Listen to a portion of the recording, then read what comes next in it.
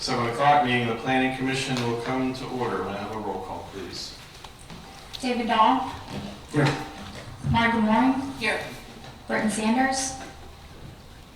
Greg Sutton. Here. John Scott Walker. Here. Colleen White. Here.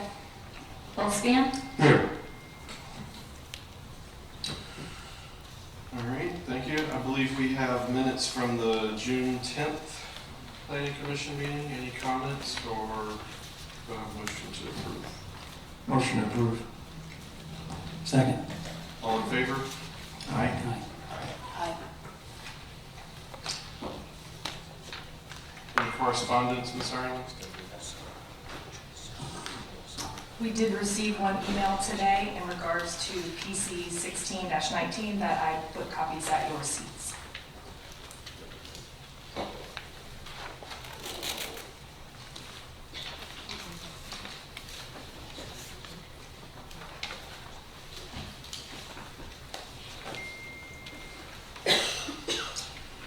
All right, and just based on the interest here in 1619, I'm going to move that to the end of the agenda and move our new business first.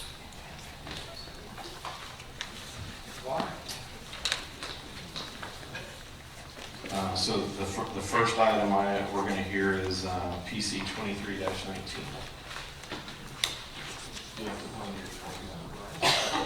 Yeah, it's this one. PC 2319 is a conditional use application for proposed outdoor seating. The applicant has requested that we defer to the first meeting in August, which will be August 12th, as they're working out some details with the property owner and their outdoor seating might change a little bit. So on their behalf, I'd like to request that you defer it to the first August meeting.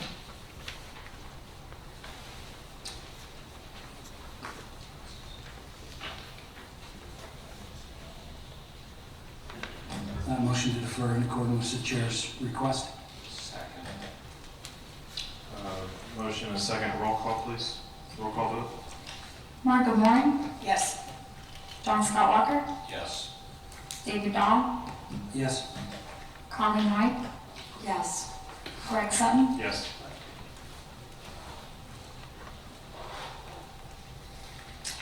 All right, Ms. Ireland, PC 24-19. Thank you. PC 24-19 is a conditional use application.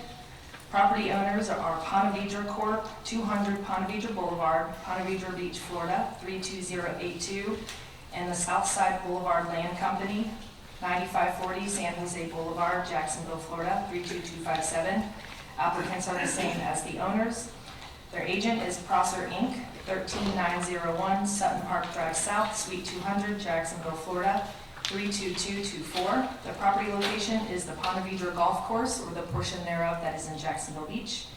And the request is for conditional use approval for the expansion of an existing private golf course located in a residential single-family RS1 zoning district pursuant to Section 34-336D7 of the Jacksonville Beach Land Development Code.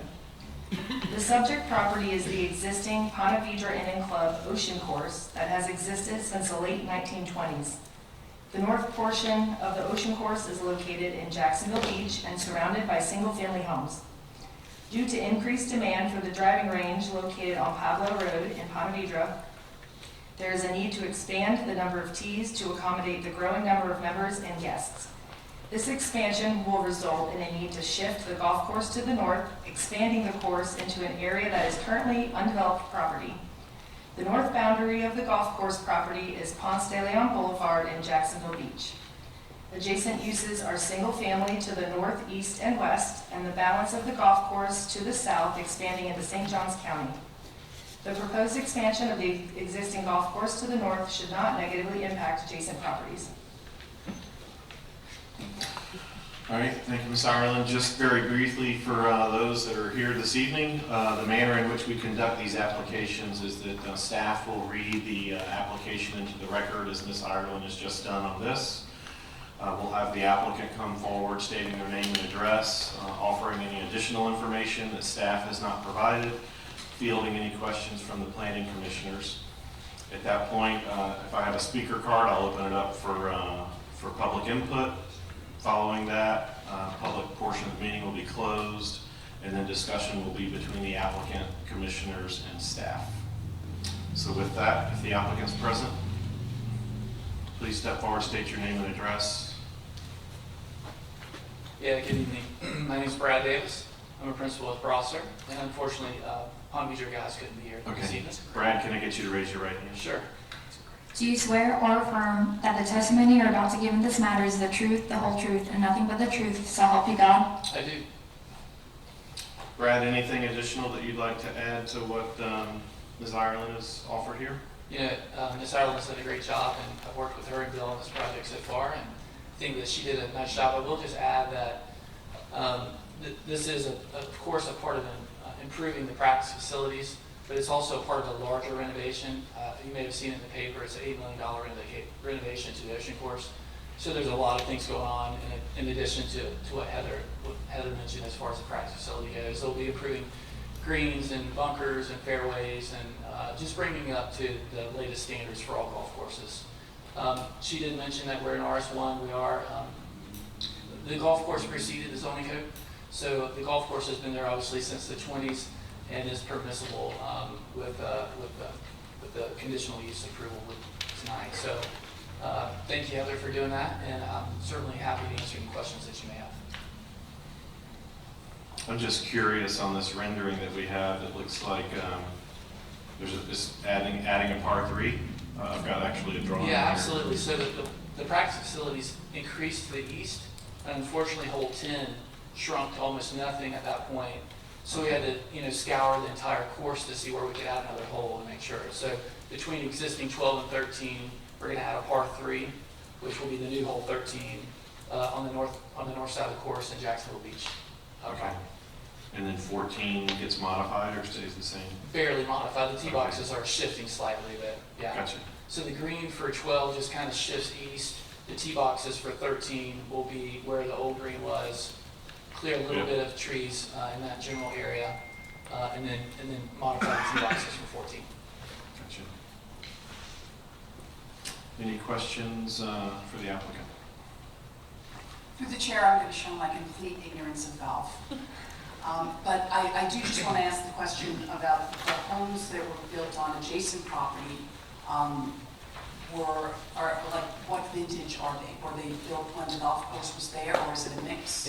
It's a large mix. Yeah. So there's homes to the east that have been there because those are Palm Beach. Heather, surely you can pull that. Maybe you can. Maybe you can't. I don't have the renderings, Okay. Dan, sorry. Oh, no problem. So the homes along Ponte Vedra Boulevard are more mature, let's say. And then Ponte Vedra, Ponce de Leon, the homes in there are a mixture. And then the little extension to the south, and that road's not named on this exhibit, but those homes are a little bit newer than the others.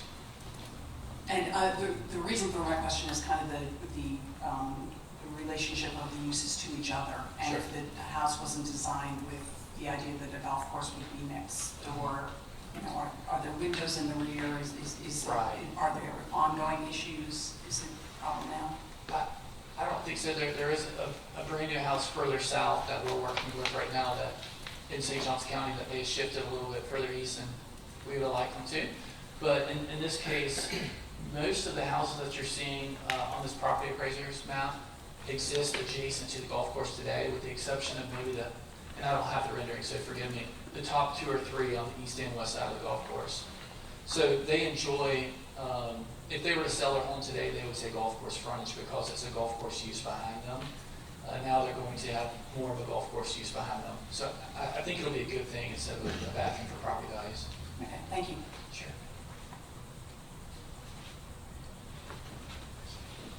Any other questions for the applicant? Thanks. Thank you.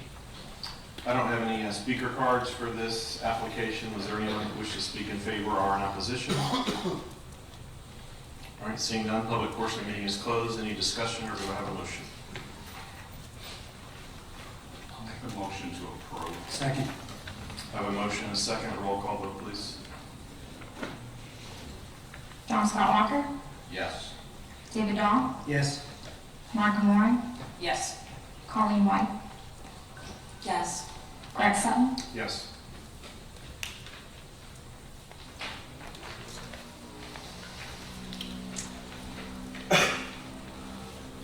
All right, Ms. Ireland, PC 25-19. PC 25-19 is a concept plan for plat application. Owner is Ocean Forest LLC, 1912 Nightfall Drive, Neptune Beach, Florida, 32266. Applicant is OC Development, 1112 3rd Street, Suite 4, Neptune Beach, Florida, 32266. And the agent is Chuck Kennedy with Connolly and Wicker, Inc., 10060 Skinner Lake Drive, Suite 500, Jacksonville, Florida, 32246. And the property location is 2115 12th Avenue North. And they are requesting concept plan for plat approval for a proposed 10-lot, single-family residential subdivision for property located in a residential, single-family RS2 zoning district pursuant to Section 34503 of the Jacksonville Beach Land Development Code. Change to the concept plot there. The subject property is located on the north side of 12th Avenue North, west of Pinewood Lane. There's a typo, it should be Lane, not Drive, in the Ocean Forest neighborhood. The property contains over 2.5 acres and has been used as a private school child daycare center, by the Lighthouse Christian Fellowship since 1999. The owners are proposing to redevelop the subject property into a 10-lot, single-family subdivision under the RS2 zoning standards. All 10 of the proposed lots meet or exceed the RS2 lot size and dimensional standards. On-site privately maintained stormwater retention is proposed for the southeast corner of the property. Adjacent uses include single-family properties and a city-maintained drainage ditch to the north and east. The proposed 10-lot subdivision is consistent with the existing single-family uses surrounding the property and, as shown, meets the RS2 zoning standards. All right, thank you, Ms. Ireland. If the applicant is present, please step forward, state your name and address. Chuck Kennedy with Connolly and Wicker. Our address is 10060 Skinner Lake Boulevard, like Ms. Ireland said. You raise your right hand for me? Yes, sir. The other right. do you swear or affirm that the testimony you're about to give in this matter is the truth, the whole truth, and nothing but the truth, so help you God? I do. All right, anything in particular you want to add to what Ms. Ireland has offered here? No, Heather did a great job. Said took words right out of my mouth. Am I imagining, or did we hear something very similar to this sometime in the past on a development here on this property that maybe expired here? Yes, there was a concept plat. It's got to be more than 4 years ago, because it was before I started that. Yes, it has expired. Okay. It was very similar to this, though, if I recall. Still remember. Any questions for the applicant?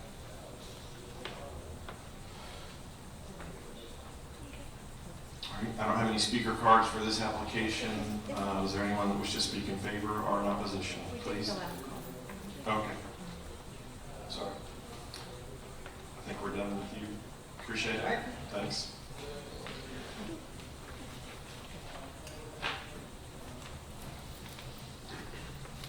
I may have it here and didn't realize that it was on this application. I'm sorry. If you would, please raise your right hand.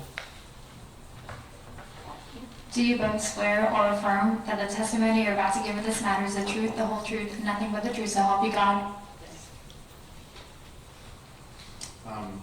State your name and address for the record, please. Yes, I'm Nancy Maston, representing Lighthouse Christian Preschool. Okay. Address to 115 12th Avenue North. And I'm Glenda Oakley, our business partner. Okay. First thing we would like to correct is it is not called Lighthouse Christian Fellowship. That was a church that used the property years before we were there. We've been there, this is our 11th year, and we have been under the name Lighthouse Christian Preschool.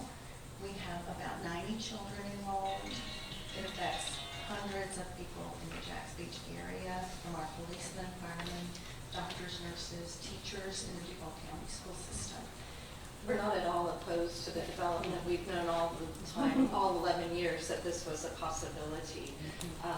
We were trying, since this is so outside our realm of normal, we talk to people this tall all day long, but we were just trying to get a better timeline. We had met with Mr. Grubbs, the Ocean Forest, in January before we presented registration to the community. And at that time, there was nothing imminent on the schedule, or he didn't have any buyers for the property, anything like that. And so we proceeded with our registration. And here we are. To do in February. All preschools registered in February for the following August for the following school year. So we went forward with our registration. And here we are 3 weeks away from school starting. We have 95 families registered and 14 employees. And we would just like to be able to see ourselves get through the school year, not kick them out. And, so we're trying to get a timeline about how these things take place. Does it appear that we might be here through June, or does it appear, no, it goes fast? We have no idea. In which case, we have an obligation or commitment to our families for a school year, August to June. And actually, we go all year, July also, but we just feel like there's not going to be enough spaces in this area, absolutely not, in January. But if we know that we can finish through May or June, then we would not offer registration, but we would refer our families on to other places. Right now, all the other places are full because everybody did like we did, which was registering. So it's just something we wanted to consider. We would like to meet the new buyer and meet with him and get some feedback on what we can expect from him. Thank you. Through the chair, can I ask a question before you sit, please? What's the date certain you're looking for? June 30th, 2000. Thank you. 2020. You're welcome. Can I speak? Oh, sure. My name is Bobby Welton. And Bobby, raise your right hand for me. Do you swear or affirm that the testimony you're about to give in this matter is the truth, the whole truth, and nothing but the truth, so help you God? I do. I think it would be totally appropriate to respect the schedule of the school and all of the circumstances and families and the list. I can't do the whole list, but we should respect that entity and let them finish the school year next June. I think that would be totally appropriate. Thank you. Anyone else that wishes to speak in favor or in opposition to the application? All right, public portion of the meeting is closed. Chuck, you want to address anything you've heard? If you would, approach. What is the time frame? We have not set a construction schedule yet. Of course, it's all dependent upon permitting. As soon as we get our permits, a client would like to start construction. Permitting for a project like this typically would take 6 months. So, that would put us starting construction before June 30th. But yeah, and I have not heard anything from the client about exactly when they're looking to start, other than the typical developer, they want to start as soon as possible.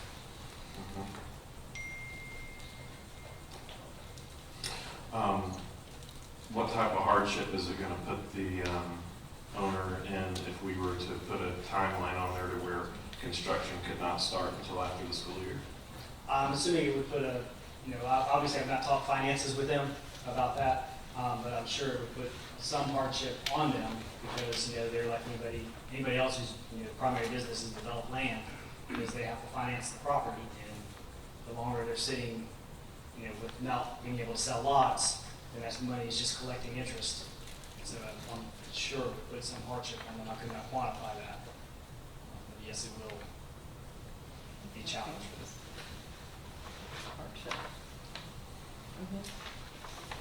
Marty? Is it possible to time the construction so that the houses that are furthest away from the existing building go in first? Is there anything sort of that could be done to work with them? I don't know exactly where the road lines up with where the existing school is. I would think that the road construction would interfere with the school. Typically, you like to, whenever you do development, you like to clear all the land and get everything out of the way first before you start, building roads and building ponds. So that would be a challenge to work out. As far as what kind of construction you're asking, what kind of construction can we do, before we have to, knock the buildings down and that kind of thing. Can we stretch that out, time that so they can end their school year? That is something we could look at, certainly try to work with them on. But I can't, it's not a very, as you can see, it's not a very complicated project. So, it's just digging a pond and building a road, so it should go pretty quickly. Through the chair. Yes, sir. Chuck, could you work one semester for the school in that location? If not, would you be willing to defer until you had a chance to talk to the school again and see if you could work something out? Yeah, I think we need to defer until we've had a chance to talk to the school again and see what we can work out. Okay, thank you. Yes. How long do you think that would take? To work it out in the school. Yeah. We could probably set a meeting up this week, and then have a conversation with them. 12 August? I'm sorry? 12 August, enough time? Yes, sir.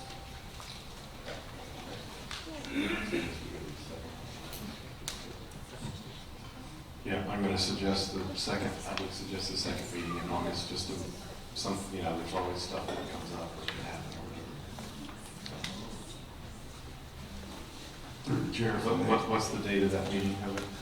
2nd August? The second August meeting will be the 26th.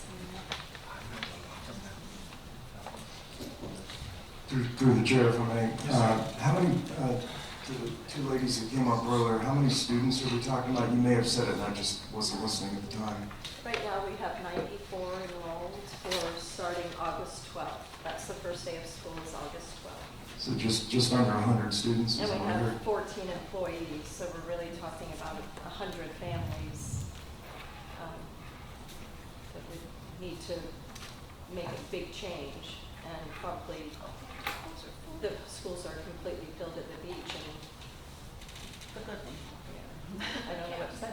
I don't know if you've ever had to find quality childcare center for your child, but it's one of the hardest things for a family to have to deal with. To trust somebody to care for your child is very difficult. Understood. Thank you.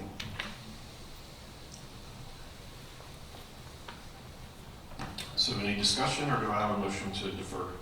I would ask the applicant, again, you heard the 12 August start date.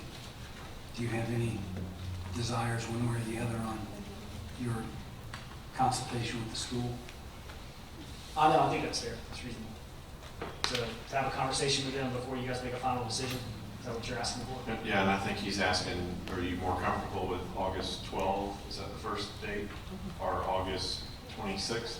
August 12th would definitely be. 12 is the first day. Yeah, 12 is the first day of We're school, planning on so opening we would need to work it out. If you were trying to accommodate the school, they'd need to have notice on what the plan was gonna be before the 12th, because people would be walking up to the door. Absolutely, absolutely. Yeah, so That's my question. We'll get with them as soon as we possibly can. If we can make it tomorrow, I'm sure they would be okay with that. I make a motion to approve an extension, defer to approve a deferral till the 12th. Second. All right, I have a motion and a second. Roll call vote, please.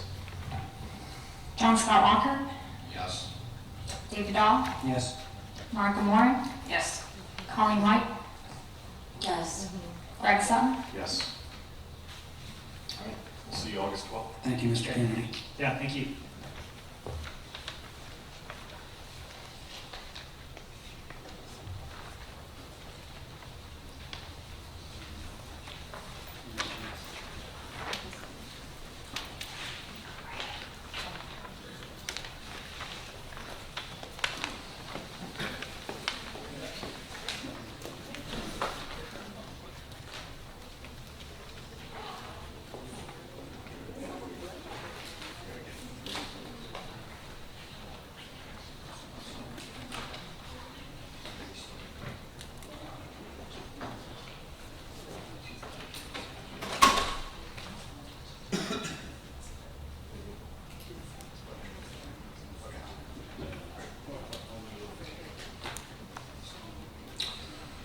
All right, Ms. Ireland, old business, PC 16-19. I'm gonna take David's authority to use the buttons away. Okay, PC 1619, Land Development Code Text Amendment Application. The applicant is the Planning and Development Department, 11 North 3rd Street, Jacksonville Beach, Florida, 32250. And the request is for a Land Development Code Text Amendment approval, requesting to amend Chapter 34, Land Development Code to define and regulate short-term vacation rentals where permitted. Following the receipt of complaints regarding occupant conduct and parking problems at a short-term rental property in the city in the spring of 2018, and also upon learning that there were a large number of short-term rentals throughout the city manager asked staff to look into ways that the city could address some of the problems with certain types of short-term rentals. The city attorney, with assistance from planning, police, and fire department staff, compiled a proposed set of short-term rental regulations for consideration and approval by the Planning Commission and City Council. At the June 10th, 2019 Planning Commission meeting, the Commission voted to defer the application until after a scheduled public workshop that was on June 27th. At the June 27th workshop, on June 27th, the city held a workshop which resulted in changes to the proposed regulations. If approved, these regulations will become new Section 34-411, short-term vacation rentals of Article 8 Supplemental Standards of the Land Development Code. The city attorney, Denise May, is here to talk about those changes, and she provided, there's 2 handouts at your seats that summarize the proposed changes. And we also have Chief Smith here to talk about things from the police department's perspective. So with that, I'm going to pass it on to Ms. May. Thank you, Ms. Ireland. Denise May, Interim City Attorney. You are given handouts, one that summarizes the changes which were made after the workshop, and one which summarizes the regulations that are left after the changes.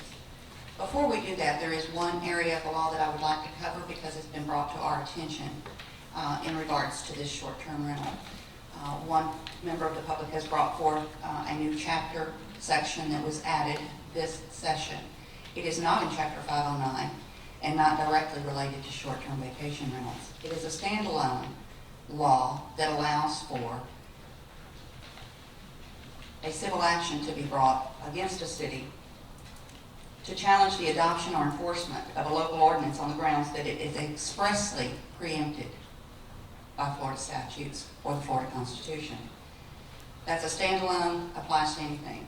So what does 509 as public lodging establishments and short-term vacation rentals say as to any preemption? There is preemption as to a local law, ordinance, or regulation may not prohibit a vacation rental or regulate the duration or frequency of rental of the vacation rental. This regulation does neither of those things.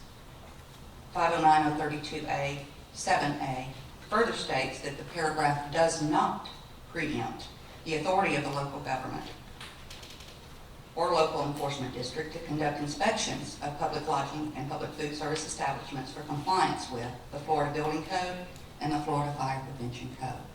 So you'll see throughout our regulation, everything relies upon those two for that reason. And we do not, anywhere in here, prohibit the use. In fact, we add the use everywhere that residential uses are currently allowed, permitted, or by condition. So just to take care of why that doesn't apply, I wanted that brought forward to you so you were aware that it was out there and why it doesn't apply. That's it. I'll move on to the summaries. Okay. As to a summary of changes following the June 27th workshop, there was removal of some of the whereas clauses that were redundant and use of permissive language such as may or can was added in some of the other whereas clauses. There was a change to the term sleeping room to bedroom. And in doing so, we adopted Florida statute's definition of that. Wherever I could in this regulation, I've adopted what the Florida statutes say so that we are not recreating or creating a wheel or putting the city at risk in any way. The regulations now provide for collective registration and single registration. by a licensed agent. This was one of the issues brought up, is that many of these short-term vacation rentals have a property manager on site, and they may manage many rentals, more than one, and they'd like an ability for one agent to come in and be able to do a collective license. That is a model that I copied from PVPR. Again, I didn't recreate this will or create anything that would be outside the realm of what's required by Florida statutes. We define licensed agent for collective registration, again, the same as the Florida Administrative Code. We provide an explicit exclusion. Again, we had that in the whereas clauses before, but there wasn't an explicit statement within the regulation to make it clear that we are not regulating homes within an HOA that are subject to deed restrictions, to condominium units, or to owner-occupied homes. We add, we remove some of the explicit language that went through each of what is in the Florida Fire Prevention Code or Florida Building Code that is required. We remove the language, and although we remove the language, it doesn't remove the requirement. What we did instead was to require them to sign an affidavit that they will remain compliant at all times with the Florida Fire Prevention Code, the Life Safety Code, the Building Code, and Chapter 509.215. That's required by law anyway. We're just having them assign an affidavit instead of spelling it out in the ordinance, which was complained of being too cumbersome to read. We changed the max occupancy. This was one of the bigger changes, I think, that occurred. We were defining that as 3 per air-conditioned bathroom. Based on some feedback from Airbnb, I think, and one of our council members decided that it would be a good idea to adopt the definition, which you currently will see in this one, which is 2 per bedroom or 1 per 150 square feet, whichever is less. We removed requirements for interior and exterior site sketches. Again, they found that too cumbersome, and if you do have an agent who's taking care of your properties, they probably don't have ready access to have that.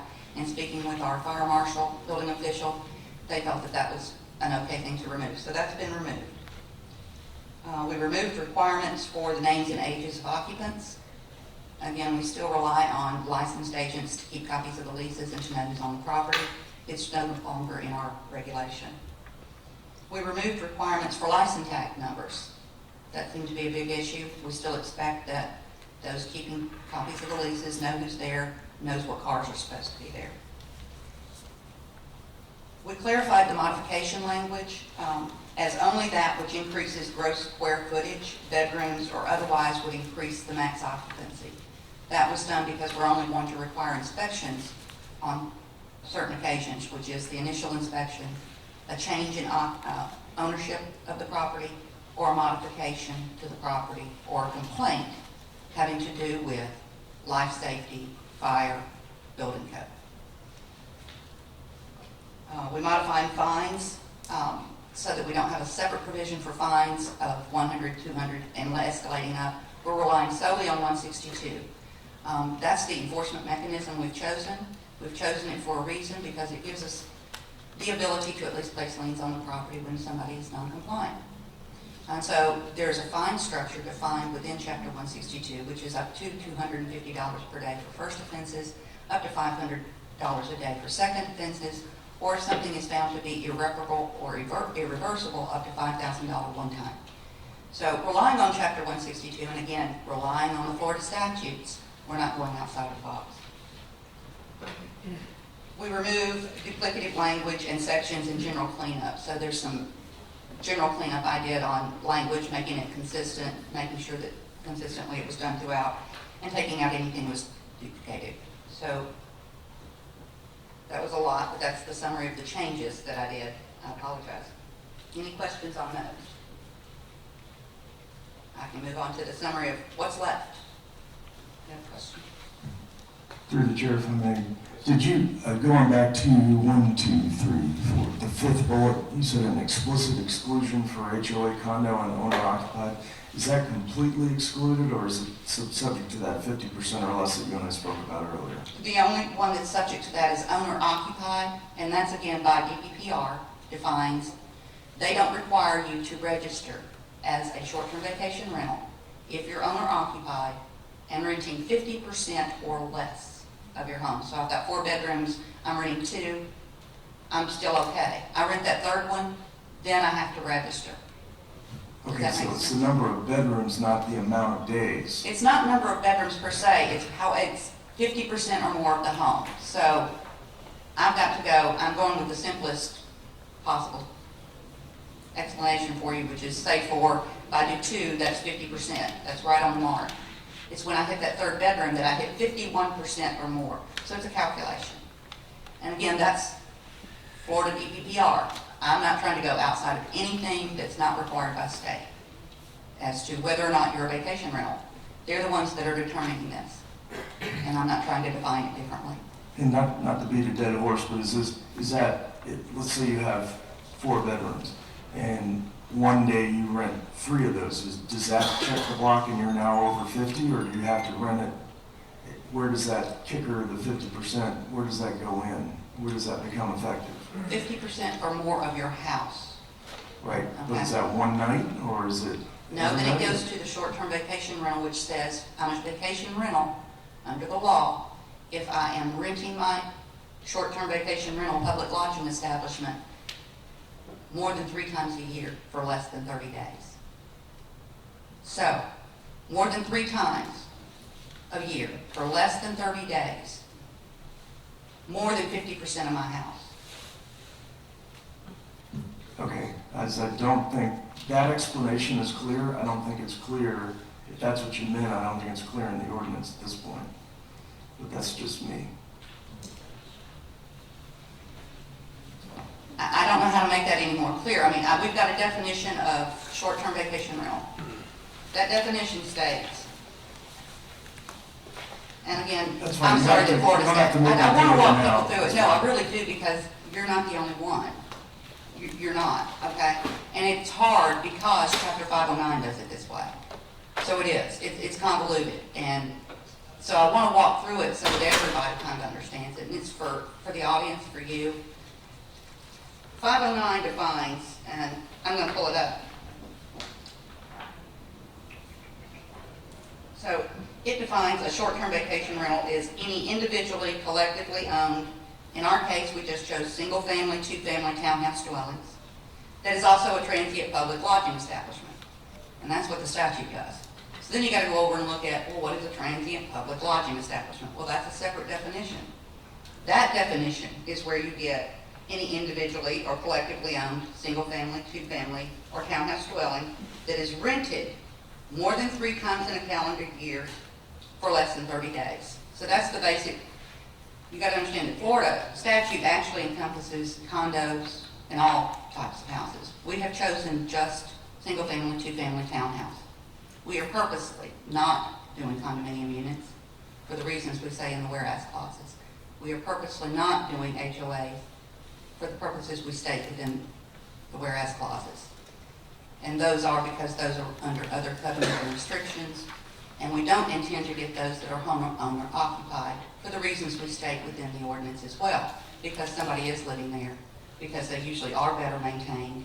When they have a problem, they're on site to deal with the problem.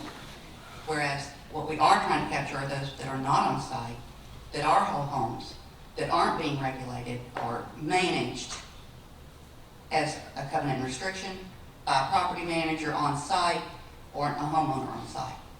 That makes sense. So yes, I understand the confusion. Trust me, it took many of us many times reading through this and walking back. Why do they have to point from here to there? And then to get further, if you want to get to vacation rental, that's in a whole other section of 509. So I've tried to condense it, but stay with the statutory language. Does that make sense? Through the chair. Yes, sir. Ms. May, would you, I think I understand what tolls that requirement. My question would be the same question we asked a couple weeks ago, and that is enforcement.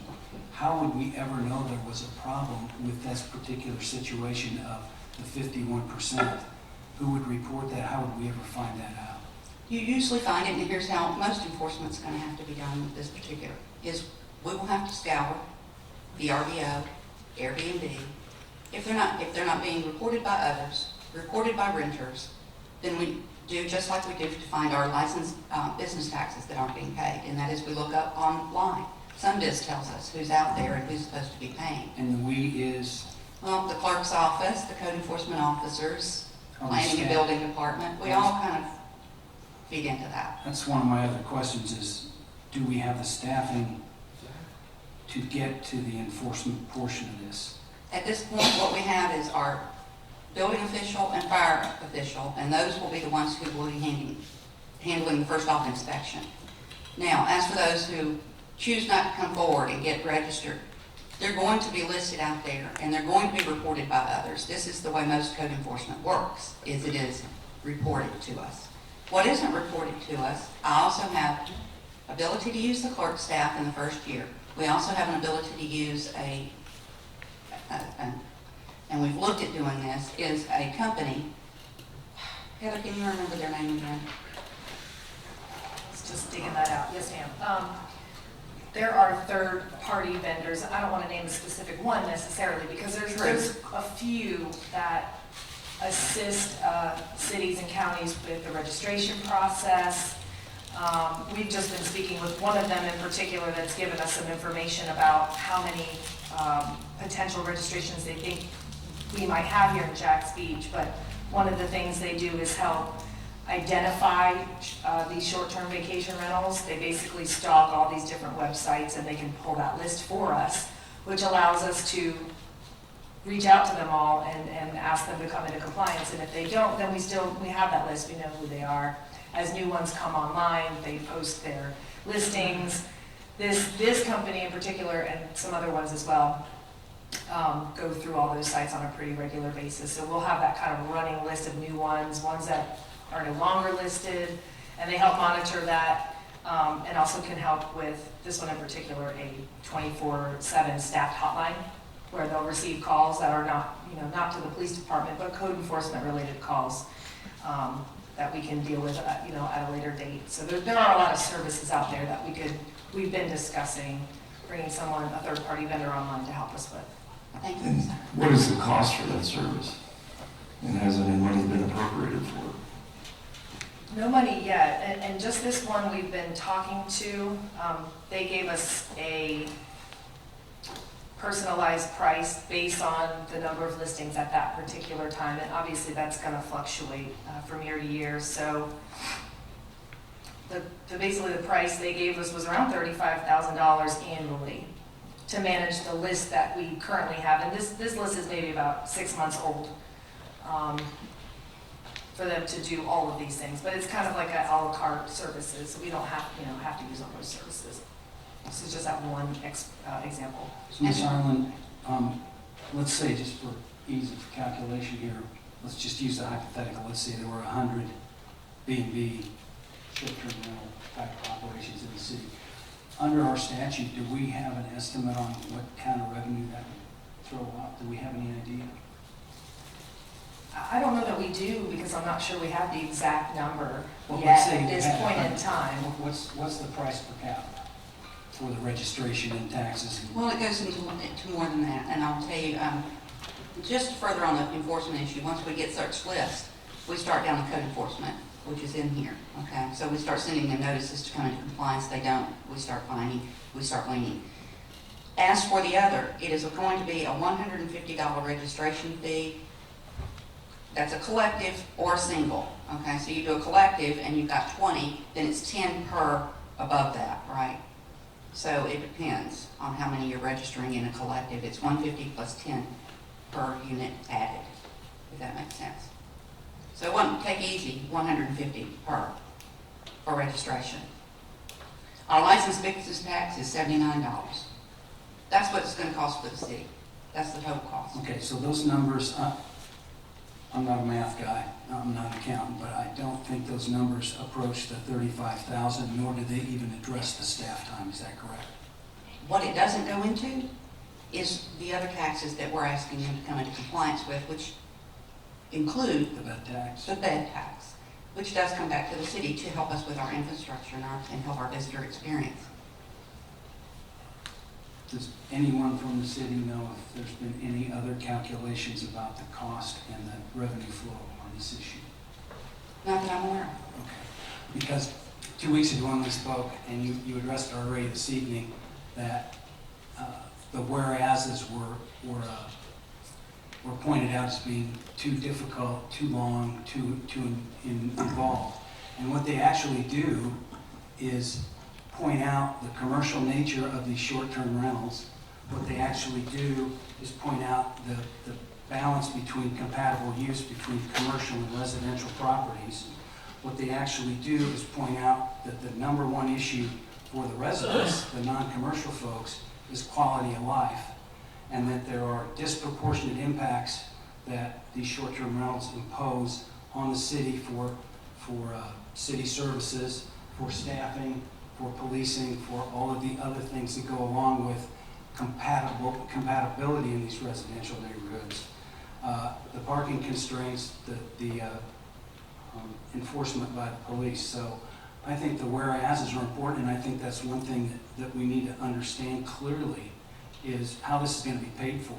Because as stated in this ordinance, these are commercial endeavors in residential neighborhoods. So. Yes, and the city, look, these were higher fees to start with. City Council directed that we lower those because our goal first and foremost was compliance, so that we would all be able to get along, so we would all be able to register and all be able to come to. Just taking care of the bad actors is how they tend to put it, and that we don't think there are many of those. And so having that done, that we wouldn't have an ongoing enforcement issue.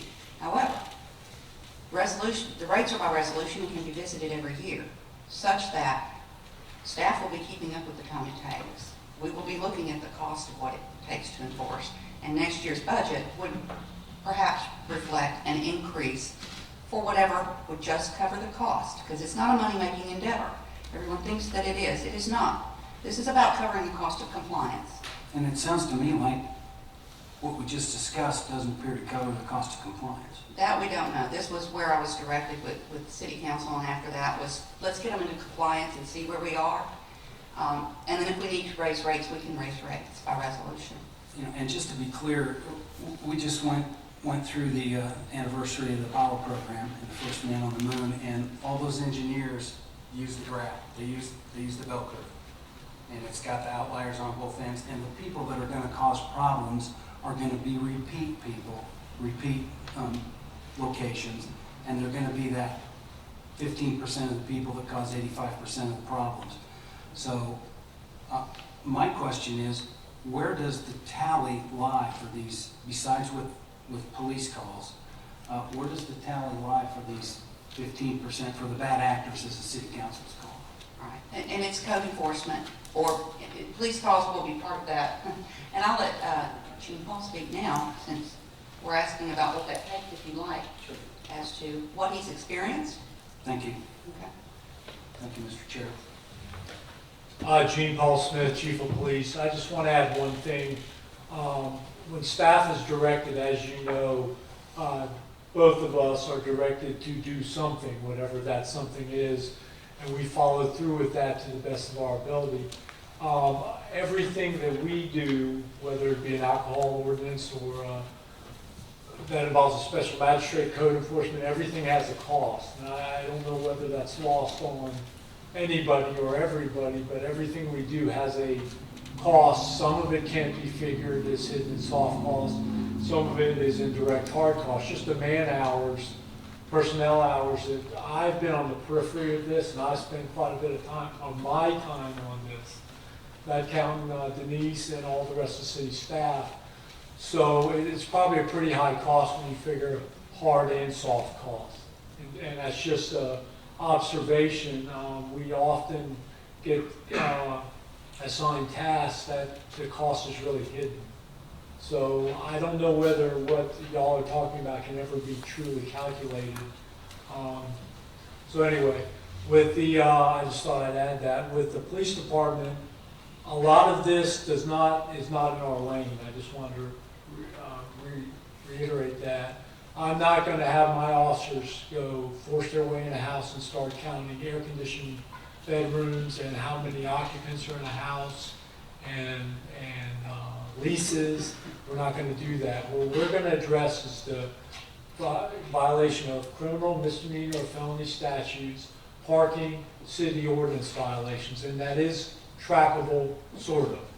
For instance, if it's a parking complaint, we had a staff meeting today.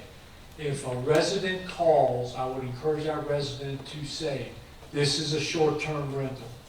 There is a parking problem at this address. I am a neighbor, I am the complainant, or you can be anonymous and leave that.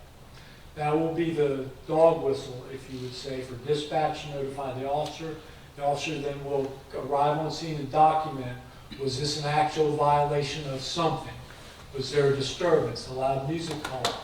Was there illegal parking? We will document that in a report, in a brief report, and then be able to calculate that. I told my staff to basically, briefly, paint a picture for me of what it was like. If there's one car blocking a sidewalk, that is a completely different story to me than a raging party with 20 underage drinkers at a rental property. It's still a violation, but they're going to paint that picture for me so I can go back and at least give you the information a year from now. What is the problem? What is the outlier? What is the percentage of people not complying with normal criminal statutes? I can't do code enforcement. I'm not going to do code enforcement.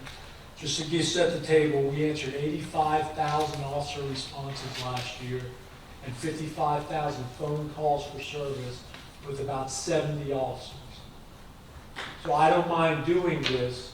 That's a lot. I just want to make sure that a lot of you know this might not be able to be completely regulated unless you have a copy of all the leases, all the head counts, and I don't know whether Denise or I can guarantee that. What I can guarantee you is we will track to the best of our ability problem location. And if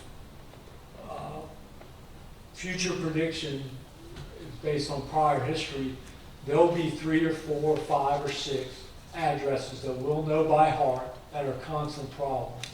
And I think that's the one this ordinance is directed at. I think that's what we're trying to accomplish with this ordinance. Once again, everything has a cost. I wish I could tell you how much it costs, but I think everybody would be shocked at hard and soft costs just on this one ordinance. That is including any other city business that we do. So does anybody have any questions? Does it make sense? Sounds like it. Thank you for your time, Chief. Thanks for coming out to talk to us. Thank you. So I think it gives us a good idea that, we don't know what we don't know. But the goal is to get compliant and find out. And as the Chief has amply pointed out, a year from now we'll have a better idea of exactly who we're dealing with and what we're dealing with. When you look at our enforcement, if you start looking where it ramps up to, we want to look at suspending or revoking your ability to do so, it only does so where they are exceeding max occupancy over and over. Who's going to report that? You want to know? Their neighbors. Trust me. That's the reason we got into this ordinance to begin with, was those complaints. And it's those that we will find. And they will report. And if you're putting 16 people where you're supposed to be putting 8, you're going to have a number of cars sitting out front that my police officer or my code enforcement officer who can go out in the middle of the day and take pictures and document. That's how we do it. And that's how we do a lot of code enforcement. And yes, it does take time and resources. And I think a year from now, it would be worthwhile to revisit what did it take us, how many man hours, and what's the cost to us, and to revisit everything we do. I think ongoing review of our regulation is a wise thing to see if we're impacting the public the way we hope to be. Through the chair, if I may, sir. Yes, sir. Do we not have the tools in existing code or ordinance to deal with this now? I mean, we can't tell somebody they have too many people on their property, or they're being too loud, or they're parking inappropriately or whatever. The problem in doing it that way is, if I'm saying I'm going to have a graduation party, I can have a graduation party. I can have a graduation party this month. I may even have 5 kids who graduate 1 year after each other every year and have one every year. But when I have one every month, that's when the impact to the neighbors becomes big. And it's like having a huge graduation party every month for some of these people.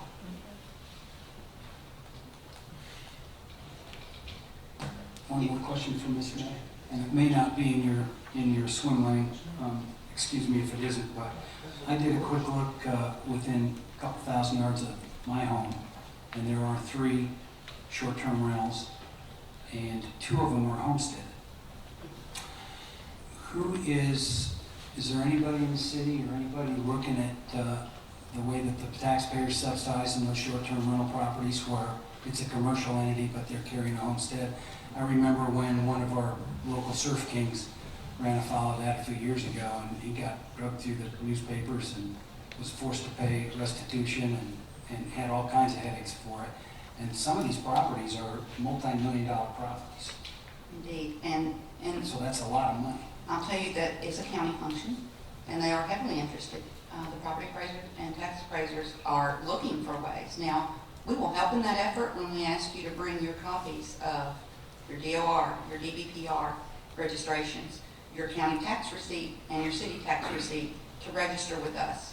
And again, it all feeds back, and so these clues or these hints, if you want to give them to somebody, give them to the tax assessor's office, who does have a task force who is looking to clean up these homesteaded properties that are actually commercial businesses. It's a clear answer. Thank you, Ms. May. I didn't go through summary of what's left in the regulation, if you'd like me to do that real quickly, because I know you probably have several cards that people want to speak. So what's left really is the application registration certificate process, right? We're asking you to come to the city, make application, get a registration certificate. This requires you bring proof of the registration and compliance with Florida Department of Revenue, Florida Department of Business and Professional Regulation, and a county and city business tax receipt. An affidavit that you'll sign that says I'm compliant with Florida Fire Prevention Code, NFPA 101 Life Safety Codes, Section 509-215 of the Florida statutes, and any other applicable local, state, or federal law, including Florida Administrative Code. So that's to get your application, get your registration certificate. We're asking the compliance with reasonable standards that define maximum occupancy at 2 per bedroom or 1 per 150 square feet, whichever is less. Parking standards is currently defined at 1 per 3 occupants. Again, that ties back up to whatever the max occupancy is allowed for the house, would tell you how many parking spaces you've got to have. Solid waste containers is 1 35-gallon per 4 occupants. Designating a responsible party, again, that can be your licensed agent, it can be a homeowner, it can be a business owner, it can be a temporary as needed.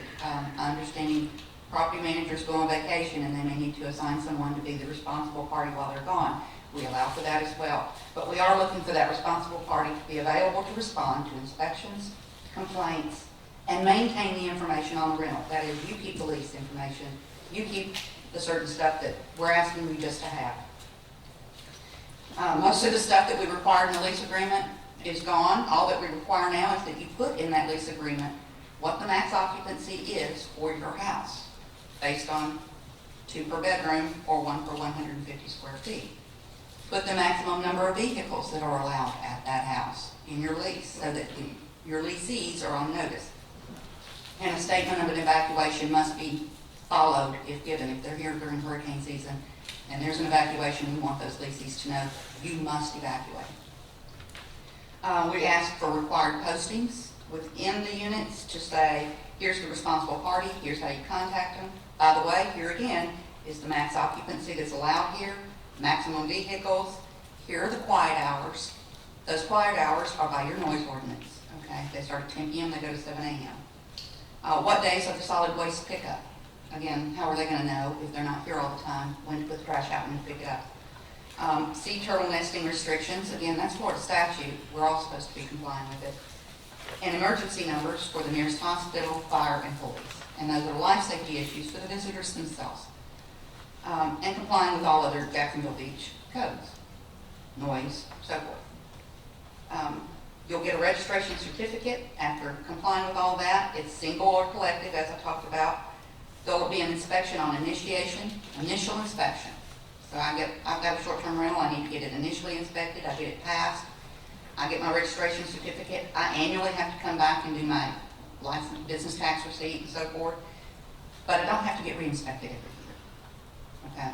If I sell it and I'm changing ownership, there's a reinspection call there. Only because there may be a change or a modification that would increase max occupancy, and we want to follow that. If we're doing a modification that's going to increase max occupancy, adding a bedroom, then an inspection. Or if we get a complaint that says life safety codes or building codes are being violated. And that's the only other time I'm going to send out a fire marshal or a building official to look for those particular instances. The remedies, again, are under Chapter 162, as we discussed. There's also full vesting within this ordinance. So it vests all of the established vacation rentals as of January 1 of this year. All they have to do is come within 3 months and make application. Start your application process. You must receive that full application certificate 6 months down the road. Why? An extra 3 months. Because if there is a life safety code issue, if there is a fire code issue that needs to be addressed, we want to give you time to come into compliance. Again, this is about gaining compliance, not pushing back and being punitive right out of the gate. We also vest rental agreements. Again, this will be 12 months prior to the effective date of the ordinance. So let's say it passed at the end of August.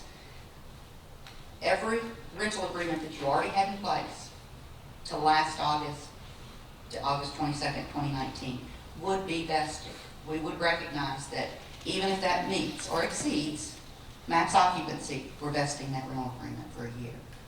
Okay? There's nothing punitive about trying to gain this compliance. I think it's extremely reasonable. It's within the Florida statutes.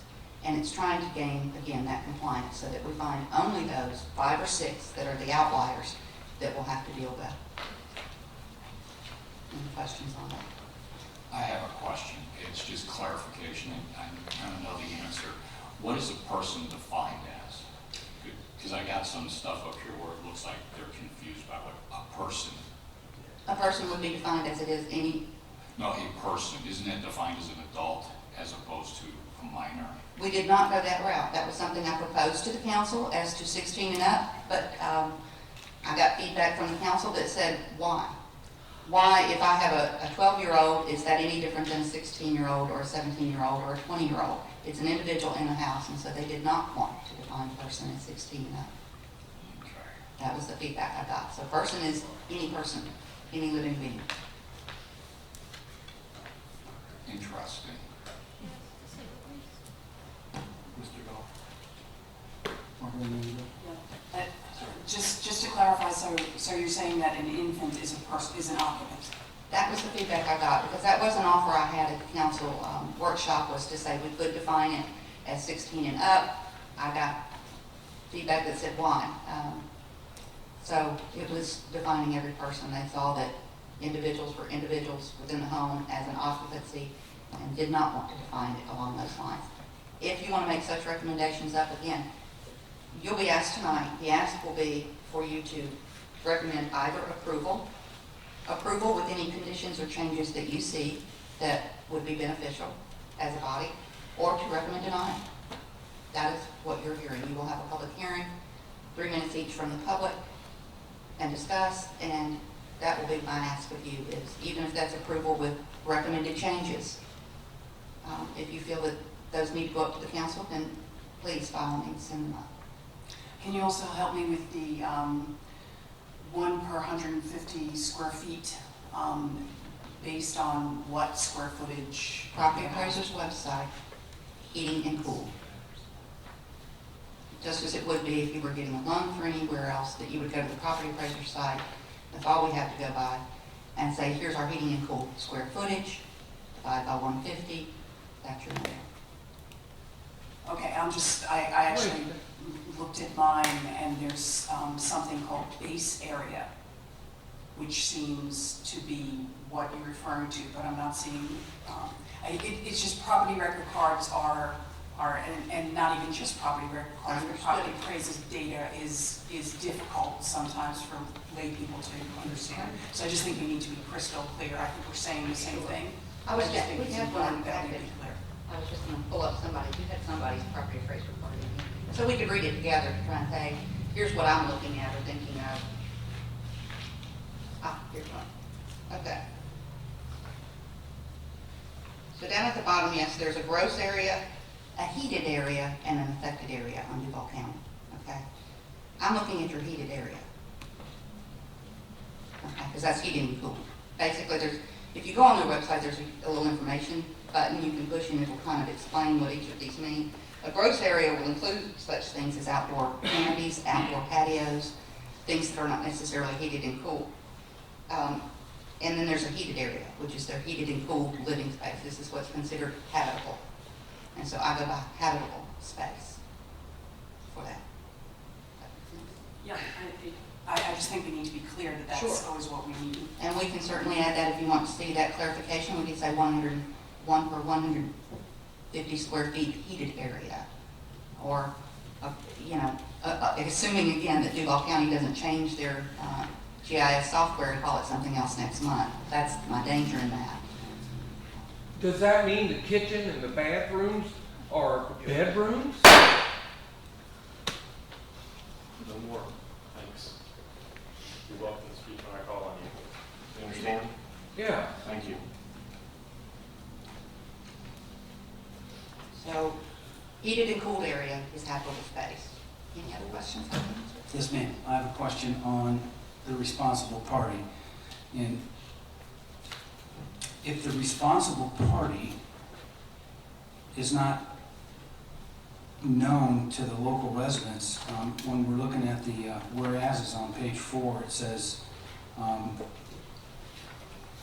permanent residents within residential neighborhoods often establish long-term friendships. They develop social norms and a sense of community, which often leads to mutual respect among property owners.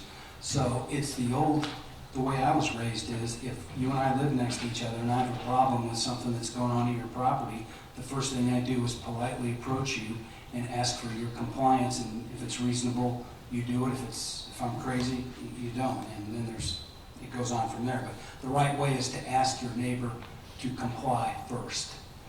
If you've got 16 people from out of the city, out of the state, out of the area, and they don't have the same social norms, and they don't have the same mission, you have quiet use of your property as your mission. Their mission is, we've paid a lot of money to rent this place, we want to have a good time. So there's a clash there about the norms. If you don't have your responsible parties placard on the front of the short-term rental property that says, call Dave Dahl, this number 24/7, who's the neighbor supposed to go to meet that cultural norm? Well, if you're talking about a loud party going on, I am. disrupting the peace. I am. I'm Got talking to call about the the 15%. And the reason I say that is call the police is, I don't know that I want to encourage confrontations, which might not be nice. Yeah. First of all, I live in the city. I'm a long-term resident in the city, and I've watched the problems and the difficulties we all had as a city in these neighborhoods. You absolutely have the right, if you live here, to peace and quiet in your neighborhood, period. And if we can do something about that to enforce that peace and quiet, we will. My personal feeling is we don't need any residents approaching any rentors to get in a discussion to discuss norms and could you comply voluntarily. Please call us. We answer a lot of calls, we're extremely busy. That's what we're here for. Whether it's a parking complaint, whether it's a raging party, whatever it is, I can't stress to everybody in attendance here, to the public in general, please call us. There are Facebook groups and social media groups and pictures of different things that people email city councilmen 3 days later. And then I get it. It does me no good. I have 5 policemen on the street right now. I can't be everywhere at once. You have to call us. Don't send pictures, don't tweet, don't text message. Please call us, and we will certainly come out and take care of your concerns if we can. But I would encourage nobody in the neighborhood to approach renters. That's just my personal opinion. Thank you, Chief. This is back to Ms. May. So in that situation where we've got an unreasonable short-term rental behavior next door in a residential area where we've all already understood that we have the right to quiet enjoyment, and you cannot ascertain who the responsible agent is unless you've gone over and asked the people who's your responsible agent, and there's no one there. No, the responsible agent is supposed to be for our purposes. He would have access to that person. Okay, he will, Right. okay, so that will go in the record, and the responsible agent will hear about We it. will make sure that the police has a copy of that responsible person. It will also be on file with the planning and building clerk's office. Okay, that takes care of a condition I was gonna add. We don't need that posted on the house, It needs to be because done. it'll go through the complaint, so the first motion is to call the police. Although it is listed in the posting, required postings for the inside, because and that's for the visitor's safety. If there's an issue with the home that they're having, that they need to know who to But contact. that doesn't help the neighbor. But not for the neighbor. For the neighbor, though, they have us. That's what this is about. They have us. And their first resource is to call the chief. After hours, it's going to be, if it's any time. Not me Not the chief, personally. yeah. Call the chief's office. Please call the non-emergency number Call the unless it chief is indeed dispatch. emergency, and then call the emergency 911 number. But He'd be calling me if I said I didn't. Thank you. And if that's all the questions, and I'm here all night. So you can always ask me questions, I'll be back. Mr. Chairman, can I ask the chief just one quick question? Sir, at the end of the day, assuming this passes in the form that it's looking like it's going to pass, if it does, is this going to be a tool for you to use? Is it going to make your job easier or harder, or no effect? Because I certainly don't want to do anything that's going to make your job harder. It's not going to make it harder. I think my prediction is if they're having parking issues or a raging party, we would be there anyway. I think we're just feeding information like we would normally do. This allows the code enforcement city side of the house to collect that data and do something about it on a civil fine front or whatever, but it's no more or no less work from us. And if you look at it, I think maybe if we can isolate the bad actors, we might pay a little bit up front, but we'll save some time and effort in the future by regulating the bad actors now and being able to do something about them now instead of dealing with them day in, day out, month in, month out for the next 20 years. Thank you, sir.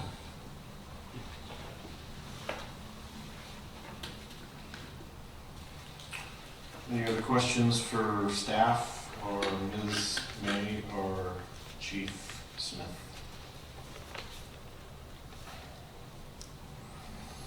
Okay.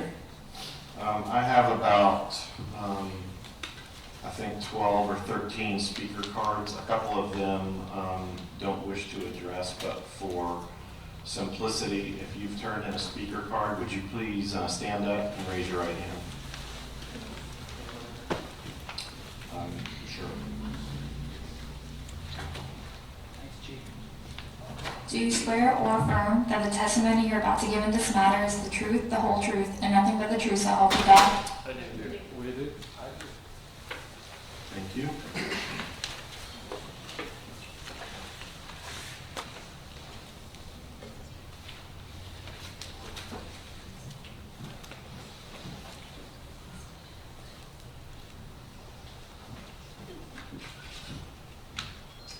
And I've got a couple here that are not completely filled out, so that I'm not entirely sure whether you wished to address and or whether you were in favor or in opposition, but I'll try my best here. So I have a card from Tess Walter. Yes, Who does not wish to address. Were you in favor or in opposition? opposition. Okay. Thank you.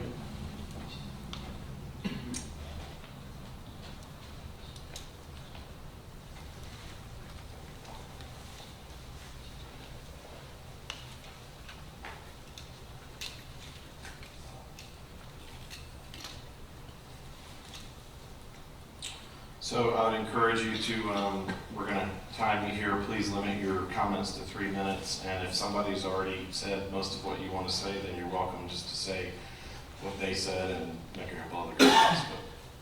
But, all right.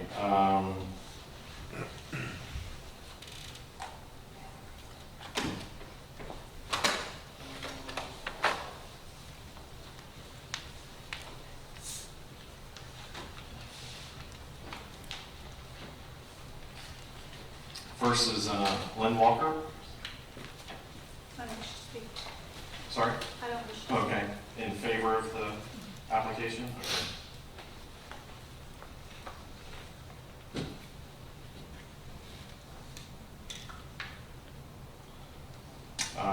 Tony Komarak. Tony? Hello, I'm Tony Komarak. I live at 533 11th Avenue South in Jacksonville Beach.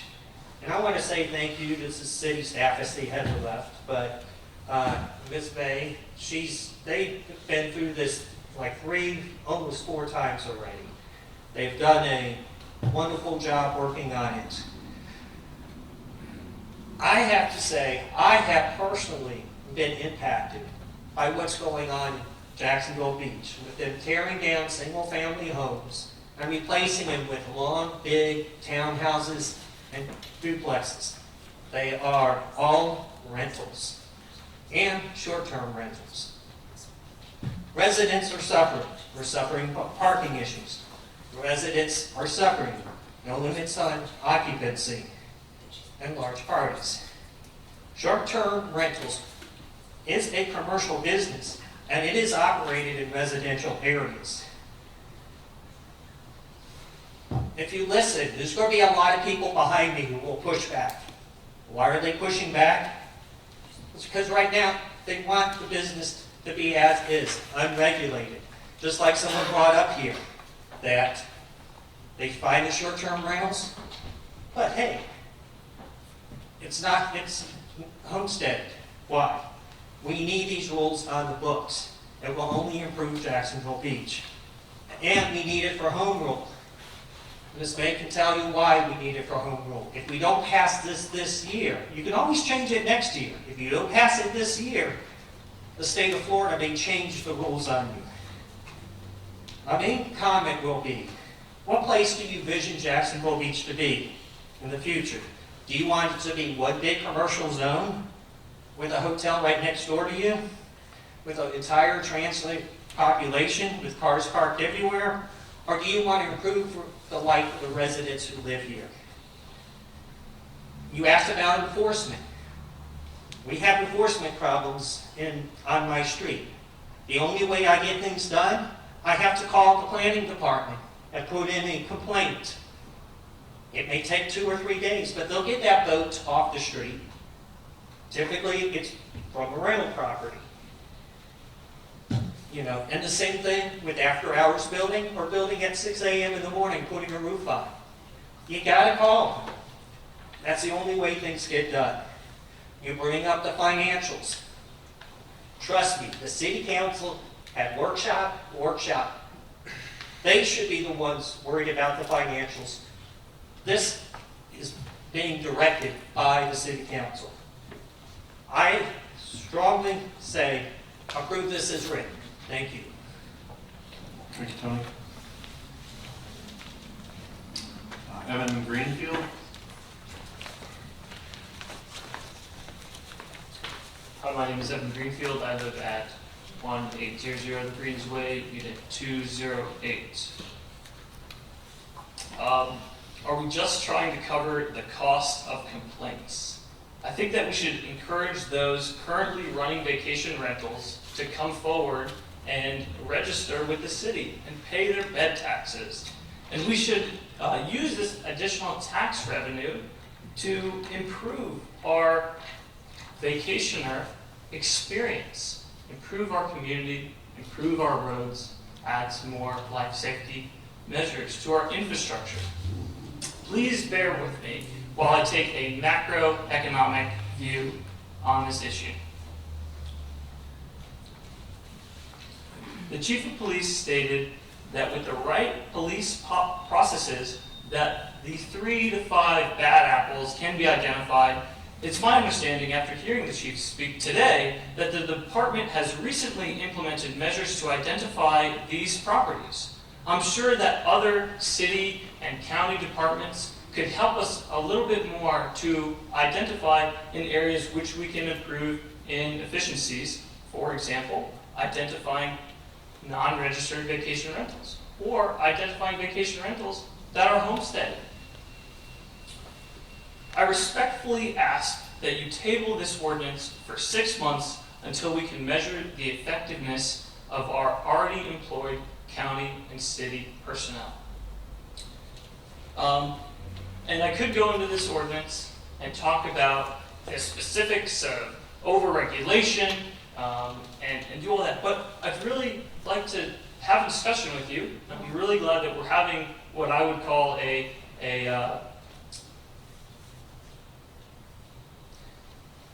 round table, if you will, that we didn't have previously. So we could go in and talk about the specifics of how I think that bedrooms maybe should have 3 occupants, or it should be 2 plus whatever, and minors shouldn't do this. But bear with me while we take a macro perspective. As a few council members, planning commission members have already mentioned, we have ordinances in place. The complaints I've heard is that there's trash, there's parking problems, and there's noise complaints. Guys, we've been an incorporated city for a very long time, operating very peacefully. I'd like to continue that way. Let's look at the numbers of our towings going up. I can guarantee you that if a host receives a complaint from their tenant that they got towed, they're going to change.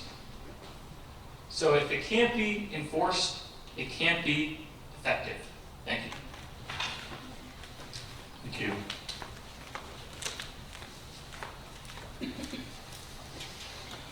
All right, Bobby?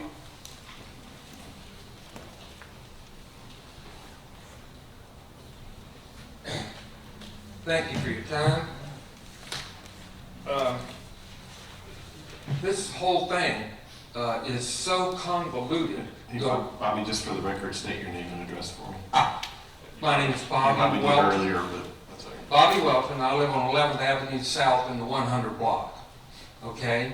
I just, this week, I looked on Airbnb and to see what they were showing. The first thing they showed was Costa Verona right in the middle of their picture. You can't rent a place at Costa Verona. It's a condominium. It's an HOA. You have to lease it for a year. Why is that on their front page? That's not right, but that's a minor issue.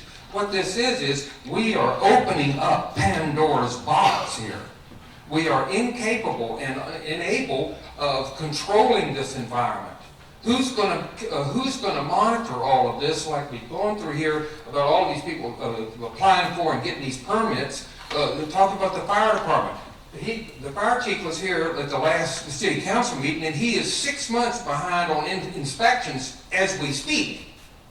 And a commercial rented room, like in a hotel, has to adhere to flammable material, non-flammable material in a rental facility. Do you think these people in the houses have non-flammable material? I don't think so. This whole thing, I've got so much to say here, it's just unbelievable.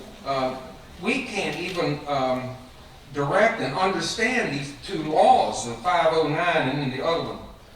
Enforcement is a major, major problem. We can't play catch up and let the law be put in place and then wait until all of these things happen, and then we go through 6 months, 12 months, or whatever it is, of problem after problem after problem. And then the police department is going to be overworked. All of the city functions of trash and parking and whatever are going to be stressed before we can address the problem. And then how do we stop the problem?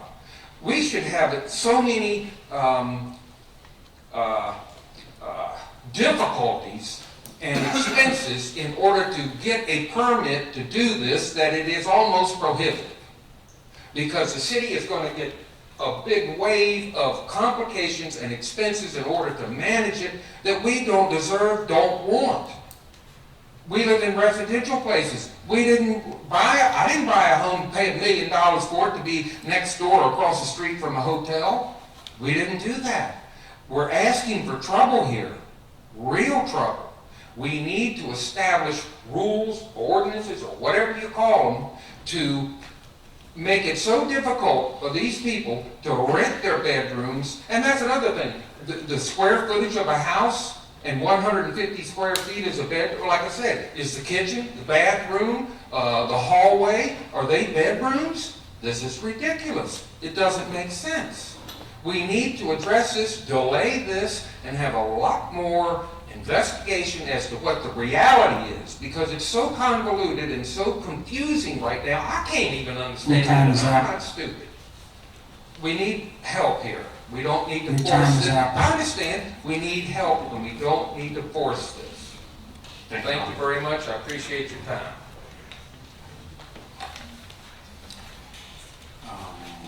We're going to try on this one. Mark Biemendorfer? Yes.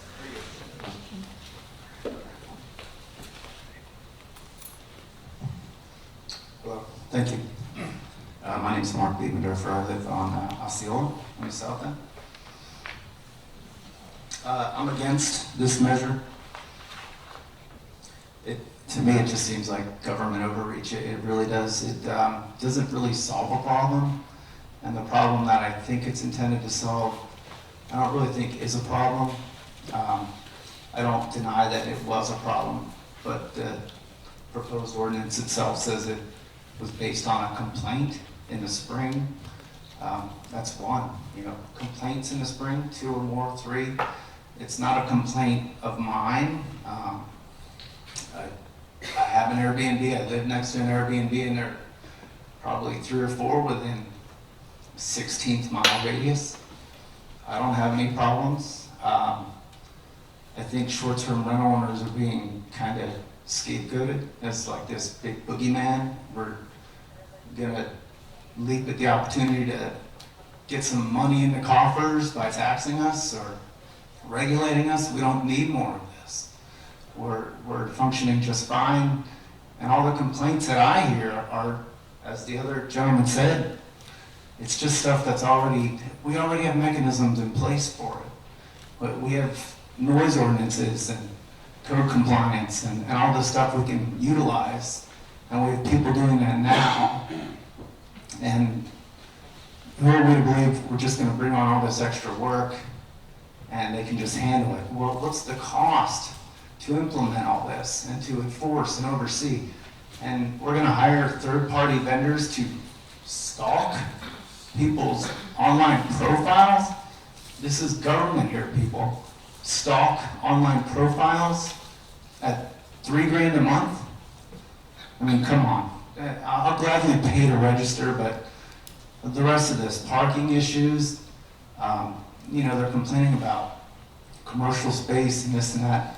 Everything I hear is a complaint is stuff that planning implemented. So you guys said, let's run the city this way. Now we have this problem of short-term rentals, and it's suddenly our fault. Well, my wife should be up there telling us, but we have people stay at our place all the time who come here to go to Mayo Clinic.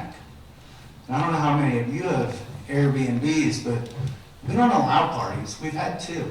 We kicked them both out. We had to refund 1 day because of the party, and we gladly did.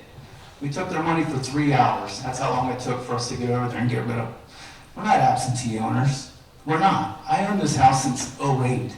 Okay? It was a dump. You should have seen it a year ago. It looked like crap. I had tenants for 8 solid years. As long as I got the check, I didn't care. I didn't know any of my neighbors. Now the place looks great. I put all my money into it. I'm there every other day, every 3rd day, every 5th day. And we have people coming here from all over to stay at Mayo. People dying of cancer, getting treatment. They come here. What do you think they do to eat? They go to the grocery store. They cook in our kitchen. They spend money here locally. We're paying taxes. I'm paying $4-5 grand a year on this house because I don't have the homestead. Homestead, good point, sir. Call the county. We've got a website dedicated to it. It's called Fraud. Again, the mechanism's already in place. We don't need more government. We don't need a pat on the back from whoever wrote this bill. Sir, and thank you, man. I appreciate your efforts, but find something else. Thank you, Mark. Yeah, thank you. Greg Phipps? Hi, Greg Phipps. I live on 10th Avenue South.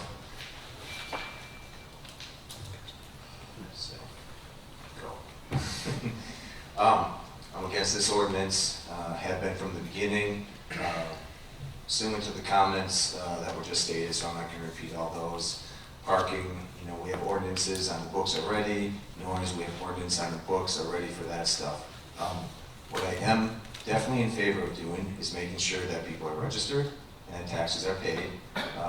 Similar to him, we have been paying taxes, and I understand there's a good number of people that haven't, but I think this is a good mechanism to help make sure that people do pay their taxes, and that we make sure that that does come back to the city.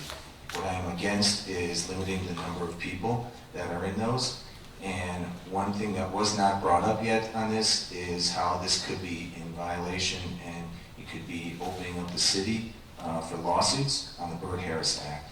And so when you start limiting the number of tenants that come into a person's property, you could be limiting what they're able to make from this. There is statutes on the books already that state you can have a maximum number of 16. I believe that's there already. But that's something else to consider, that you are putting something forward here that could open up the city to those types of actions as well. So I am in favor of regulations for collecting taxes, but I am against having to limit the number of tenants that are on those. That's what I'll say. Thanks. Thanks, Greg. Gretchen Kornitek? I wasn't going to speak. Oh, sorry, it does say I do not wish to address. That's okay. I'll make it very quick. I would just say that when... Name and address for Oh, the- sorry. Gretchen Kornitek, 1722 Mayview Road. I would just simply say that you guys are really talking about all the negative impacts. We need to also look at the positive impacts. We have guests coming into our town. We have tourists that are coming into our town. We have a lot of folks who are coming in and shopping at our stores and eating at our restaurants. And there's a lot of people doing the right thing. So we really need to go ahead and we need to look at that when you guys are evaluating this. If he's looking at, you know, the impact at the 6-month mark, that's negative as far as what it takes as far as the police officers and the code enforcement. Let's also look at what's happening on the positive side, because there is a positive side, and there's a lot of people in this town doing it the right way, and we need to focus and balance that out. We need to not be so heavily weighted negative. That's it. Thanks, guys. Thank you. Kent Ammons? Did I get it right? You got it. Okay. Yes, sir. Thank you for having me. I'm Kent Hammonds. I live at 930 10th Street North. I'd just like to say, for the record, I am pro regulation and pro enforcement, but I think this, as it stands, is almost a step back from where we were at the last meeting, especially when it includes occupancy. I think we were talking about 2+2. Now we've gone back to a two per bedroom, or 150 feet or less. And that's just really not acceptable. And when we talk about things like, you know, the trash, you know, we're running a business here. We can't have trash pile up in the front yard. That's ridiculous. Who wants to come back to that? Nobody, right?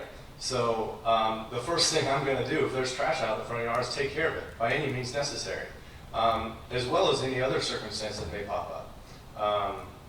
I've already talked to both my neighbors and said, hey, if you do have any problems, please call me first. If there's parties, I don't allow parties. I will handle it by any means necessary. If it has to come down to calling the police, then I will. Never had to do that, thankfully. But ever since I bought the property, it had been vacant for 2 months. It was dilapidated, pretty much falling down. And ever since day one, my neighbors had come over and thanked me profusely for renovating and making it a place that they are happy to live next to. That being said, I am, again, for regulation, for enforcement, but this as it stands is not acceptable. So, thank you. Thank you.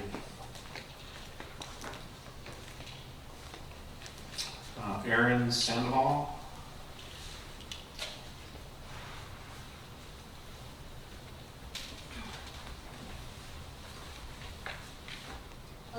is Erin Sandoval. I live at 1300 Florida Boulevard, Neptune Beach. I give you guys a packet. Did you guys get that?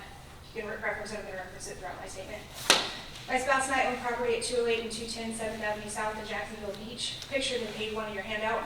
We purchased the property in 2012 as our primary residence and lived there until mid-2014, at which time we started renting out all 4 apartments as vacation rentals. Please refer to page 2. We have all the proper licenses to operate our rentals from the state, county, and city. We're one of the 8 holders of the Jacksonville Beach business tax receipt that the city attorney mentioned in your last meeting. Since we started renting out our apartments as vacation rentals, we paid almost $150,000 in taxes, as detailed on page 2. That's sales tax, property tax, not homestead exempted. Thank you very much. I'm pointing this out to you to demonstrate that we're operating our vacation rental legally and paying all required taxes. In the short-term rental workshop a couple weeks ago, Mayor Latham started the session by saying he was not targeting people or trying to shut down vacation rentals that are operating legally, that the city simply wanted to have the ability to hold bad actors accountable. I am not a bad actor, and this ordinance as proposed would be devastating to my vacation rentals. 2 provisions in particular hit me the hardest. The first one is occupancy. If you look at page 3, my apartments are all 2 bedrooms, and I set my maximum occupancy at 6 per apartment, and I've had that limit since I started. I would be limited to 4 occupants per apartment under the occupancy section of the proposed ordinance. 13% of my reservations to date have been for 5 and 6 people. Flagler County, Marco Island, and several other municipalities that limit occupancy in vacation rentals use the standard of 2 occupants per bedroom plus 2, allowing for situations like mine where there's a sleeper sofa or futon in the common area. Please see page 4 for the diagrams and photos of my common areas. For municipalities that limit occupancy to just 2 per bedroom, all of them that I have seen exempt children from those limits. The proposed ordinance does not have any such exemption. Thank you very much. The second provision that hurts my rentals is the parking section, and specifically the prohibition against grass parking. Please see page 5. The 5 parking spots in front of building 210 are not paved, and there's a mix of gravel and grass in the parking area. The same is true for my parking spots adjacent to the alley in front of building 208. My buildings were built in 1940 and in 1961. The parking areas were never paved. I'm also in an area of the beach where the alleyways are not paved. Everyone parks in the grass. If you look at the next 3 pages, pages 6 through 8, those are pictures of all of my neighbors that park in the grass. They're owner occupants and they're long-term renters. Everybody in my neighborhood parks in the grass because they don't have paved parking. Neither do I. It's not right to prohibit grass parking at my property simply because it's a vacation rental. Doing so could essentially put me out of business, as I could potentially be limited to only the 1 paid parking space that I have at my 4 apartments. Based on the detrimental effects that these 2 provisions will have on me as a fully licensed, legally operating vacation rental owner, I urge you to not recommend this ordinance to the City Council for passage. Thank you for your time. Thank you.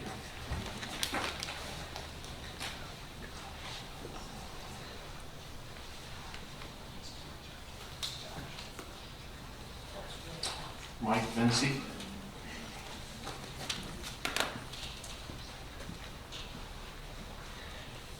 Good evening, Mike Vinci.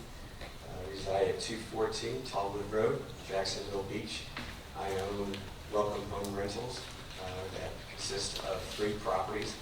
One property on Horn Street has become very present. It's probably in every newspaper article, every newscast has reported on it, the neighbor saying how it's affected their life. When I got into this business, there were very few properties that cater to large families that travel together. And that's why I bought this property. It's about 6 houses down from Sunshine Park.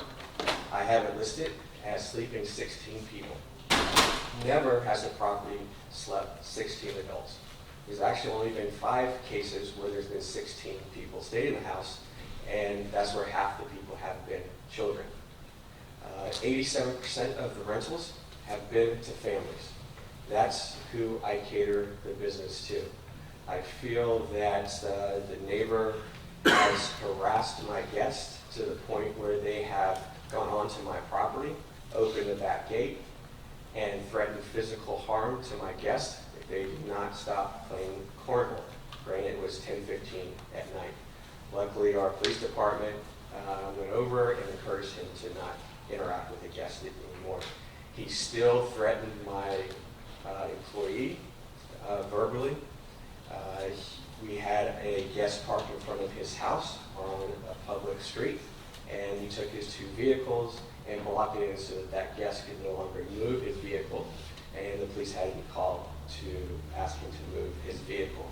And this is the level of harassment that continues. I just found out today that the guests that stayed this past week were being, what appeared to be being filmed in their bathing suits, minors being filmed in their bathing suits. I'm not sure if they're being filmed or photos are being taken, but this is the level of harassment that's being portrayed on this property. And he's also mentioned that his daughter has to be transported to school because he doesn't trust who is in the house. I'll give you an idea who's in the house currently. There are 2 teachers that live in Germany that are U.S. citizens. They are teaching American military family students that live in Germany. Previously, orthopedic surgeon and his family. Previously, an English teacher and their fiance were here getting married. Previously, retired couple employed with the state. They're here with their family from Georgia. A tax attorney and his family from Wisconsin. And a dentist is his family from Michigan. Those are the people that are staying in that property. My main problem is the occupancy level. That if you have a property, if you have 1-bedroom condo, and it's you and your wife and your infant, you can no longer rent that 1 bedroom. That is going to negatively impact that property, and it continues to affect every property in our industry. That's the biggest problem I have is the occupancy level, and what Ms. May said is what Airbnb recommended was 2 people per bedroom. That is not correct. What Airbnb recommended as a standard is 2 people per bedroom and 2 people per living area, which is a pull-out sofa or futon. That's what I recommend you change the occupancy to. Thank you. Thank you. Janelle?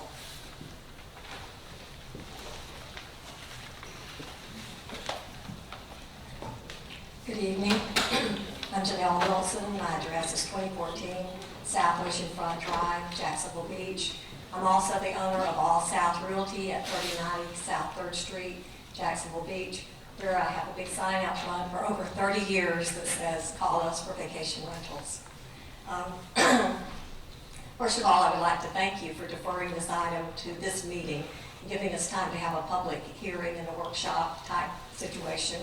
And I would like to commend the mayor and the council members and Ms. May for making some very critical changes to the original ordinance that was written. And as I only have 3 minutes, I think you have a copy of my suggested changes to this before you, so I'll go through those quickly so I don't run out of time.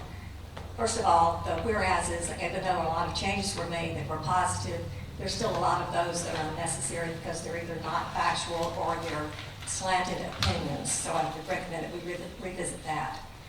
The next one is about bedroom definitions. Many older homes may have a room that is an access to other rooms. And it says that no bedroom can be counted if you have to access another room via that bedroom. So that's an issue, well, especially with older homes.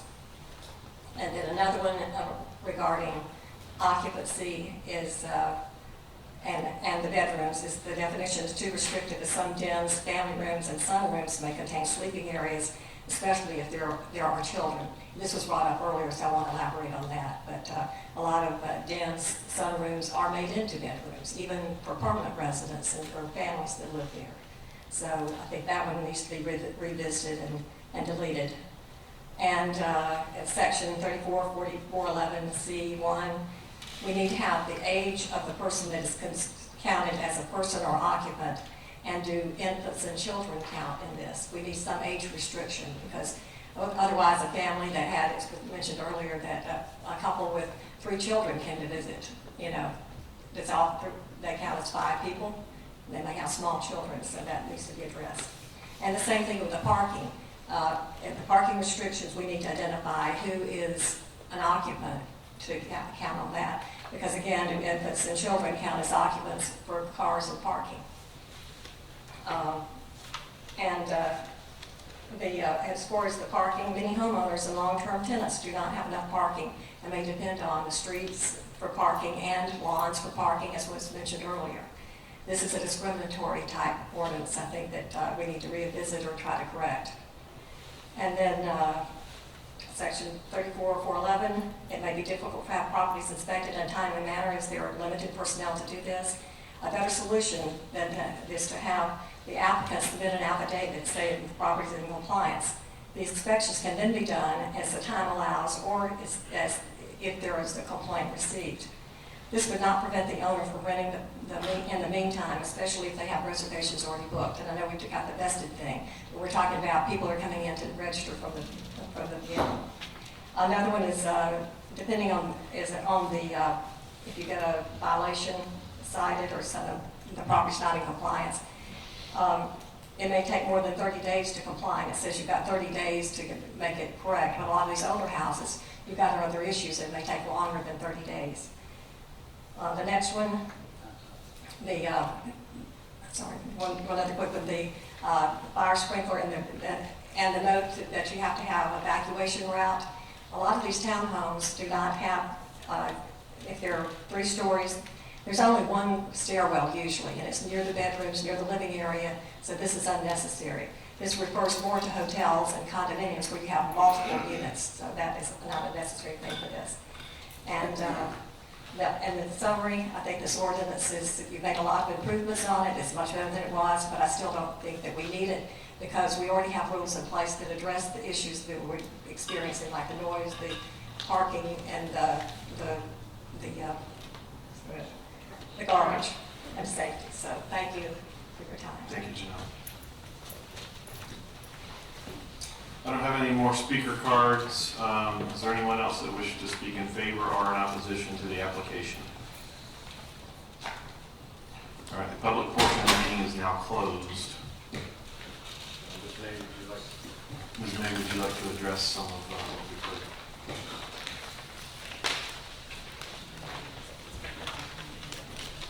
Thank you again, Denise May, your interim city attorney. I won't try to address everything, but just a few things that I think stand out. As I think when I first started this venture and introducing it to the public, I said your biggest issue is going to be addressing mass occupancy and how that was defined. Because I keep hearing people say, I'm paying my taxes, I'm doing this, except we only have 8 registered here in the city, so that begs the question. But even if you are, what I keep hearing is, I'm for all regulation, but then what is the issue? What is the issue we're getting down to? And I think they finally boiled down to it today because I kept hearing it's too cumbersome, but I'm not getting any good feedback on what it is you need changed. Well, apparently it's max occupancy, but that's not for me to decide. I keep putting in recommendations and I keep putting in the direction I get from council meetings, but that is a policy issue for you and for the council to decide. So what you have before you can be changed and your recommendation can go up that way, and there'll be 2 more public hearings on that, by the way. Airbnb did email me a copy of a red line that did say 2 per bedroom or 150, whichever is less. If 2 per bedroom plus 2 for a common room is a recommendation you want to make, please feel free to make it. I would ask you though, if I am a 4-bedroom house and I am advertising it for 16 people, is 4 people per bedroom really what you want? Because the 16-bedroom house, 16 people is a 4-bedroom house. Just FYI. But that's a policy recommendation for you to make. So if that's something you want to revisit, please feel free to give me that, because your recommendation out of here can be approved with these changes. And they go up, and the council will visit them. And they'll hear from more people, some of these same people, some new people.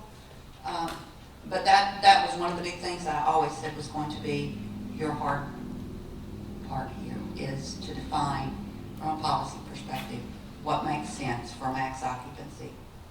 Parking has always been based on what really that max occupancy is. We said 1 per 3. You could say 1 per 4. Again, that is up to this body to begin with recommendation and can go up and can be hashed out. Also heard potentially defining 16 and up or some variation thereof. recommendation I made myself at the council meeting. So again, these are your big hitters. I think if you're really looking at this regulation and what are the problems that we're hearing, it is max occupancy, how you define parking, and perhaps how you define adult or person, or if you define that differently. We did have the question from the gentleman who left on our kitchens and bath included in that heating and area. I want to tell you that beginning with this started at 3 per air-conditioned bathroom, or 150, 1 per 150, or whichever was less. It's always been whichever was less, because you don't want to do whichever is greater.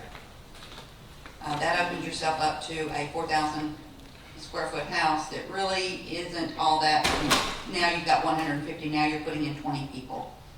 So it's always been whichever was less. But whether that's 2 per bedroom plus 2 in a common room, or 2 per bedroom plus 2 period, that's all, I think, debatable. We first looked at this from a bathroom perspective, and we first looked at it from a very large house perspective.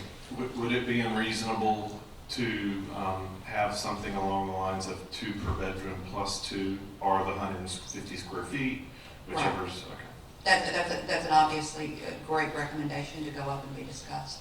I think that's where you're hearing a lot of the feedback, and those are your hot button issues, is how you define the max occupancy, how you define the parking requirements.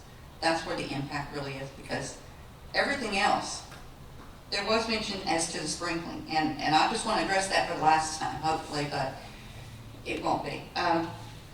We took it out of the listing, but it's still a Florida building code and fire code requirement for a transient public lodging establishment, vacation rental, to sprinkle when you are 3 stories or higher. I didn't write that. That's in the Florida statutes. It's in the Florida Administrative Code at 69A-43.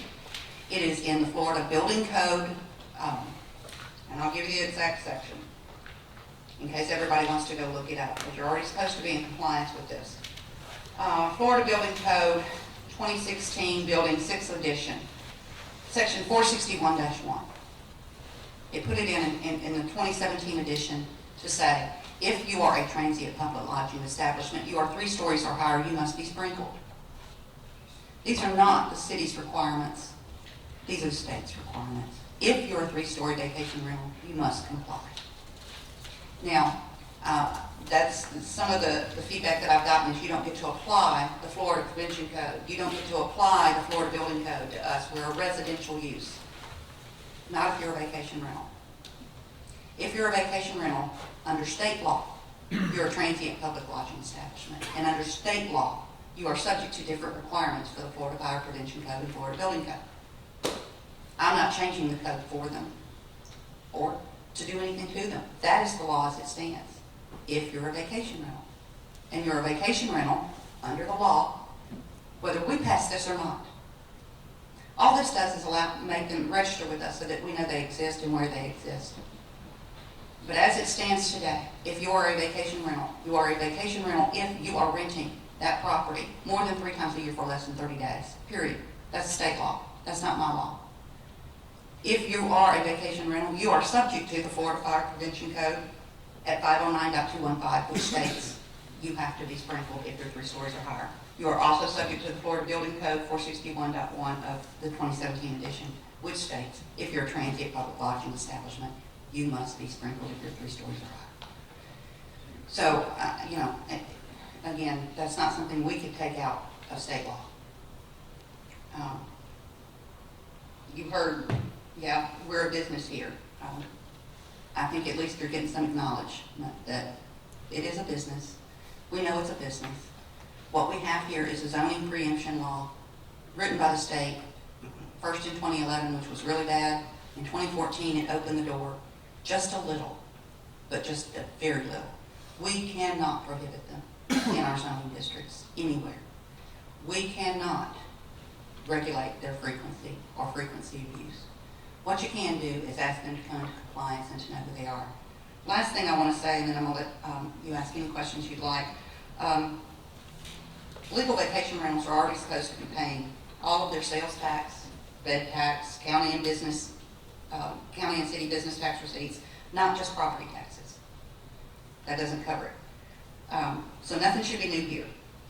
And finally, the more resource, it becomes more resource intensive, and I would, police chief, if he wants to correct me if I'm wrong, it's more police intensive to get called every other week by the same house over and over again, and I have to come out 4 times in a month.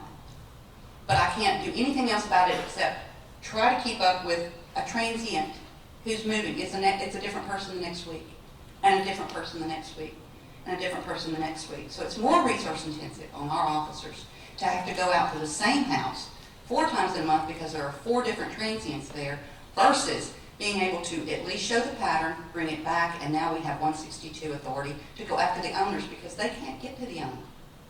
They get to the person who's at the house. They don't know who the owner is, and they're not there when they respond. This gives us the ability to get to those owners. And again, that's why the council said it's to get the bad actors. And how you define max occupancy, how you define parking matters. It does. And once you get to that reasonable spot, whatever that sweet spot is, this should not impact the majority of these people, only the bad actors. So, any more questions for me? Ms. Mitchell, I'm sorry, go ahead. I'm going to make a few comments and I have a few questions. The first comment I hear, and it drives me crazy, is there's a few bad apples, so don't come after us.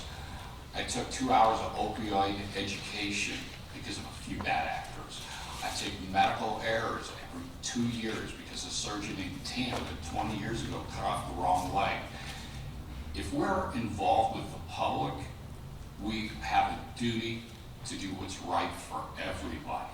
And yeah, we need to identify those folks. And speaking to your 3 to 5 incidents, whether called to short-term rentals, I have a question. Because in Minnesota, 20-some years ago, I was on the disciplinary committee for all the healthcare boards, and every complaint we had, there were 100 that never came in. And we have an Airbnb by us. I swear to God, there's 14 cars there every weekend. Nobody in our neighborhood calls because we don't want to call you and go, hey, could you do something? We just go, okay, it'll go away. And it just doesn't, and it doesn't. So I have a feeling that 3 to 5 is way underreported. Well, when I used 3 to 5, it was anecdotal. But yes, there are a lot of things that are not reported that goes across the whole spectrum of crime. So I guess I can agree with you that a lot of stuff is not reported. All I can do is handle the stuff that is reported. And if 3 to 5 or 10 or 20 come on my radar, all I can do is handle what's reported. Because I know, talking to my neighbors, they don't want to call you. We just want to be quiet. And I don't even know how to get a hold of you because I would never dial 911. That's just not. You can dial the non-emergency number. I'll give it to you after this. I don't do that. But anyway, so I guess that. I think coming back to you was, I agree with it. I sat there and I looked at that 2-bedroom, 1-bath. I know my wife and I went with our 3 kids and be like, well, I went to 2-bedroom because we had a condo that was a 2-bedroom, 1-bath. And I feel for that. And I really do like the idea of 2 occupants per bedroom plus 2 for the living space. If there's a square footage for it. I mean, and that may be a consensus, and I can just look. 2 plus 2, and what I call that is 2 per bedroom plus 2, period. That way you don't try to define common area. That was an issue I came up against when thinking somewhere in the middle ground was going to be that, and how do we define that, and what does that become? Well, then does somebody get left out? If you just say 2 per bedroom plus 2, it's very simple, I think, easily understood. Yes, sir. Mr. Chairman, if I may. Is there a way to rewrite the parking such that it captures the neighborhoods where everybody else is parking on the grass where they just don't have? Because that's the most cogent argument I've heard tonight about parking in terms of, you're going to kill business. Right. No, and I understand. And you know, again, this comes down to, is 1 per 3 still valid, or would you rather it be 1 per 4? And then I would like to ask Ms. Ireland about grass parking, or let her speak to grass parking in some of these areas, because she's way more knowledgeable on it than I am. The requirement for any individual dwelling unit is 2 paved parking spaces, but again, in older properties, it doesn't always exist. We have a lot of properties that have no paved parking spaces. Some of them are gravel, some of them are grass. You see that a lot on, probably more on the east side of 3rd Street, where they're not meeting the parking requirement if they were a regular residential dwelling anyway. I don't know if that helps, but. Grandfathered in. They're grandfathered in, correct. So if it's such that, you Say know, that one more time. We have a lot of properties where they're not meeting the parking requirement for a residential dwelling unit now, or an owner-occupied unit, just because they're older properties and they never had paved parking, or they never had a driveway, they maybe never had a garage. So it wouldn't be meeting the parking requirement just for our zoning standards for a dwelling unit to begin with. So the standard seems to be a little bit. What was the grandfathering comment? For example, the lady that talked about having an older building where she's only has 1 paved parking spaces for 4 apartments. If that were to be built today, there would have to be 8 paved parking spaces. So And she those- is grandfathered, so she wouldn't. As a have- residential dwelling unit, yes, she would be But not grandfathered as a in. short-term rental. Not, I mean, the way the ordinance is written, the standard is different, so. Okay, so Ms. May, well, the parking standard is ours to define. This one is not one that's defined in state law, and it does impact, it's part of us coming to the reasonableness and reasonable rules and regulations that we want to put in place. so we could put the language we just discussed here that were built before Certainly. there was a requirement for that parking, and they're grandfathered for purposes of short-term. It would be a matter of identifying which those are is the only problem, I think, in looking down the road, trying to make this simple. We're getting an application. Was this a property that exists? Or you can simply take out grass parking. I mean, it would just be on-street parking, not okay. And I think that may be what we're trying to get at. As we know, I think there's grass parking in quite a few places.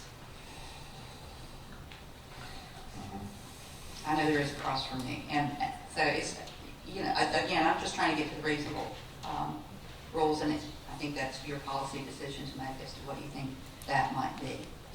Would we be able to, per se, if something is grandfathered in for grass parking as a residential unit, could we also then grandfather them in as a short-term rental? Is that legal? Yes. Because it seems to solve the problem. It is, and that's what I think Mr. Dahl, Commissioner Dahl was trying to get at, is exactly grandfathering the language. For our purposes, it's how would we know? Looking at the address, I'm quite sure we could probably determine that that's... Bill Day would give you that, wouldn't it? I mean, it depends on the property. We may or may not have an accurate survey on file showing what's there and what's not there. Again, so that would be a lot of field work potentially to figure out what parking each property has. If they're registering and they're providing that information during the registration process, then we would have it. You can have a self-affidavit, again, you know, we're going back to creating these affidavits. I can have them self-affidavit certain things that says, I currently have a residence that has no parking, except for grass parking. Or we take grass parking out. Those are all your options, I think. Thank you. Ms. May, I had understood that Airbnb and vacation rental by owners, I thought it was 24 months was not included as somebody that's a person under 24 months, so an infant? The way we have it defined is just per person. If you want to make a recommendation up, and Ms. White, I'm going to ask you to please state your conflict on the record, just so everyone's aware. I do have a conflict. I do own an Airbnb. Okay. So that was just for the record before you participate, so that everyone's aware. But no matter how Airbnb defines it, law doesn't define it. Chapter 509 doesn't define it. So how we define it matters. And if that's a recommendation, I had made the recommendation at council last time that it may be, we defined person, and we defined that as 16 and up. That would have impacted max occupancy as well. But I did understand somebody else talked about when someone came in, a young couple, they came to see their parents or someone here and they have a baby, an infant, and are you going to count that as a person? I'm going to do whatever you and the city council direct me to do. That's what I'm going to define it as. And so if that's a recommendation, that's what I'm saying, is yes, I made that and it's come around. These aren't my regulations. These are, I'm trying my best to capture what I've been directed to do. And fleshing out this is the best part of doing that, right? Is fleshing out 2 + 2 seems reasonable. We're going to try and grandfather in grass parking where possible. And defining person, how would you recommend that be defined? I'm not sure. You said Airbnb was 24 months? Under 24 months. And I think airlines as well.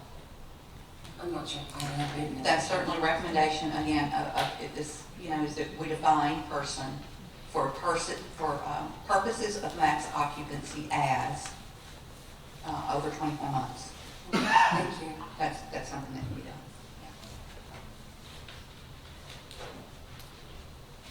At the end of this, I'm going to be trying to go back over what I'm hearing and seeing at least, 4 heads shake or 3 or 4 heads going. Just because that gives me my consensus to say I've captured the essence of what the Planning Commission wants to recommend up. And I think it's a good idea for us to take that up, honestly, and let them debate it again and think about it some more and hear some more input. And this is all good.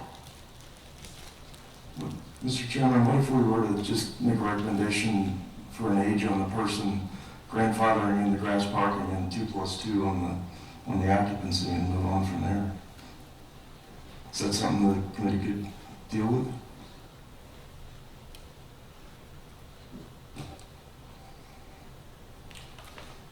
And I think we can have a discussion around it. I think there are a few of us that feel at least some of those are certainly more reasonable than what's currently in. The 2-bedroom, 1 bath, when I realized it's only 4 people, I could even take my family there. It just makes sense to be the 2 + 2. And I don't think we don't have to write the council's LDC code form here. We have to tell them what we think they should review. And what I've heard is 2 + 2 grass parking, person definition, and what I didn't hear is a 1-year review of costs and revenues. Enforcement costs and revenues brought in. And I think that should be a recommendation from this board to the council as well. I agree.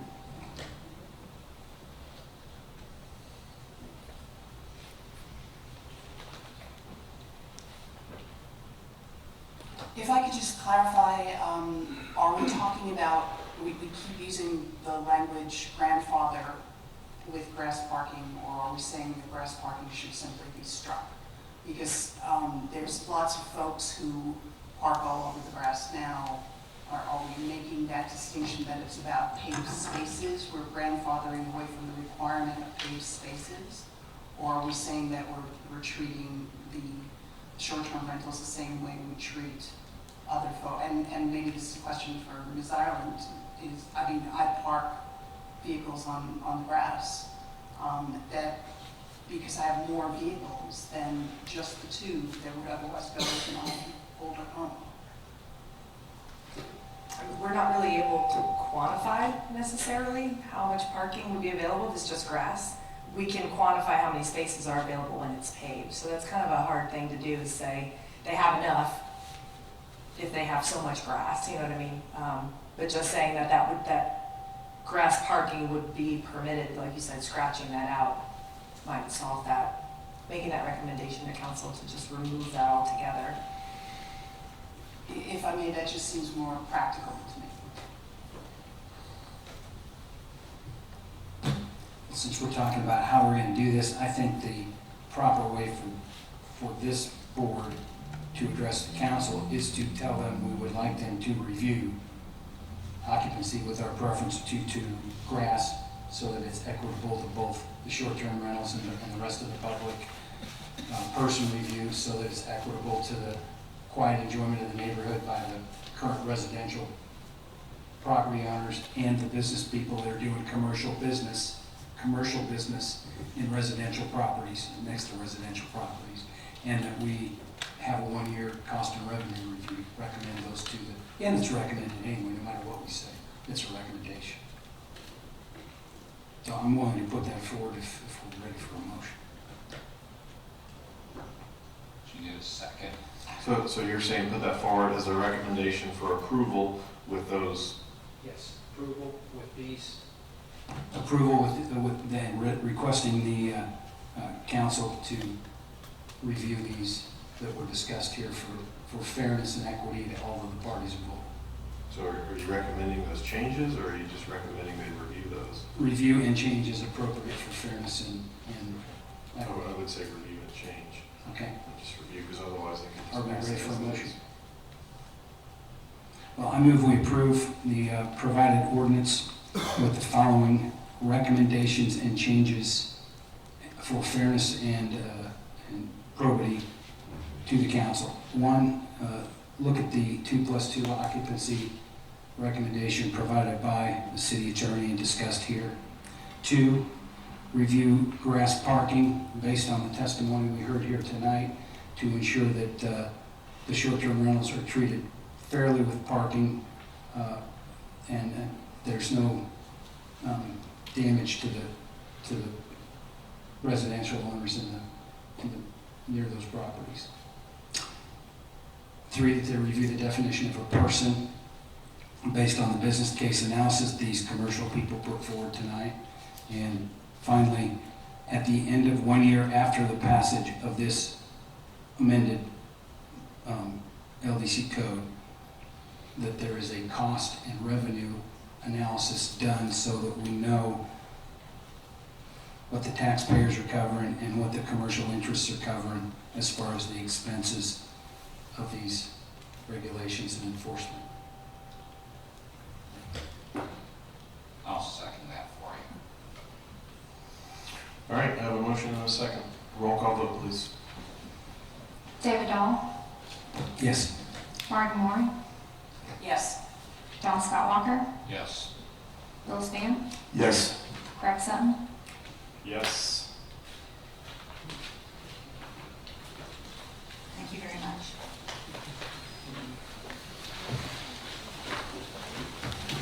Planning Department report, Ms. Ireland?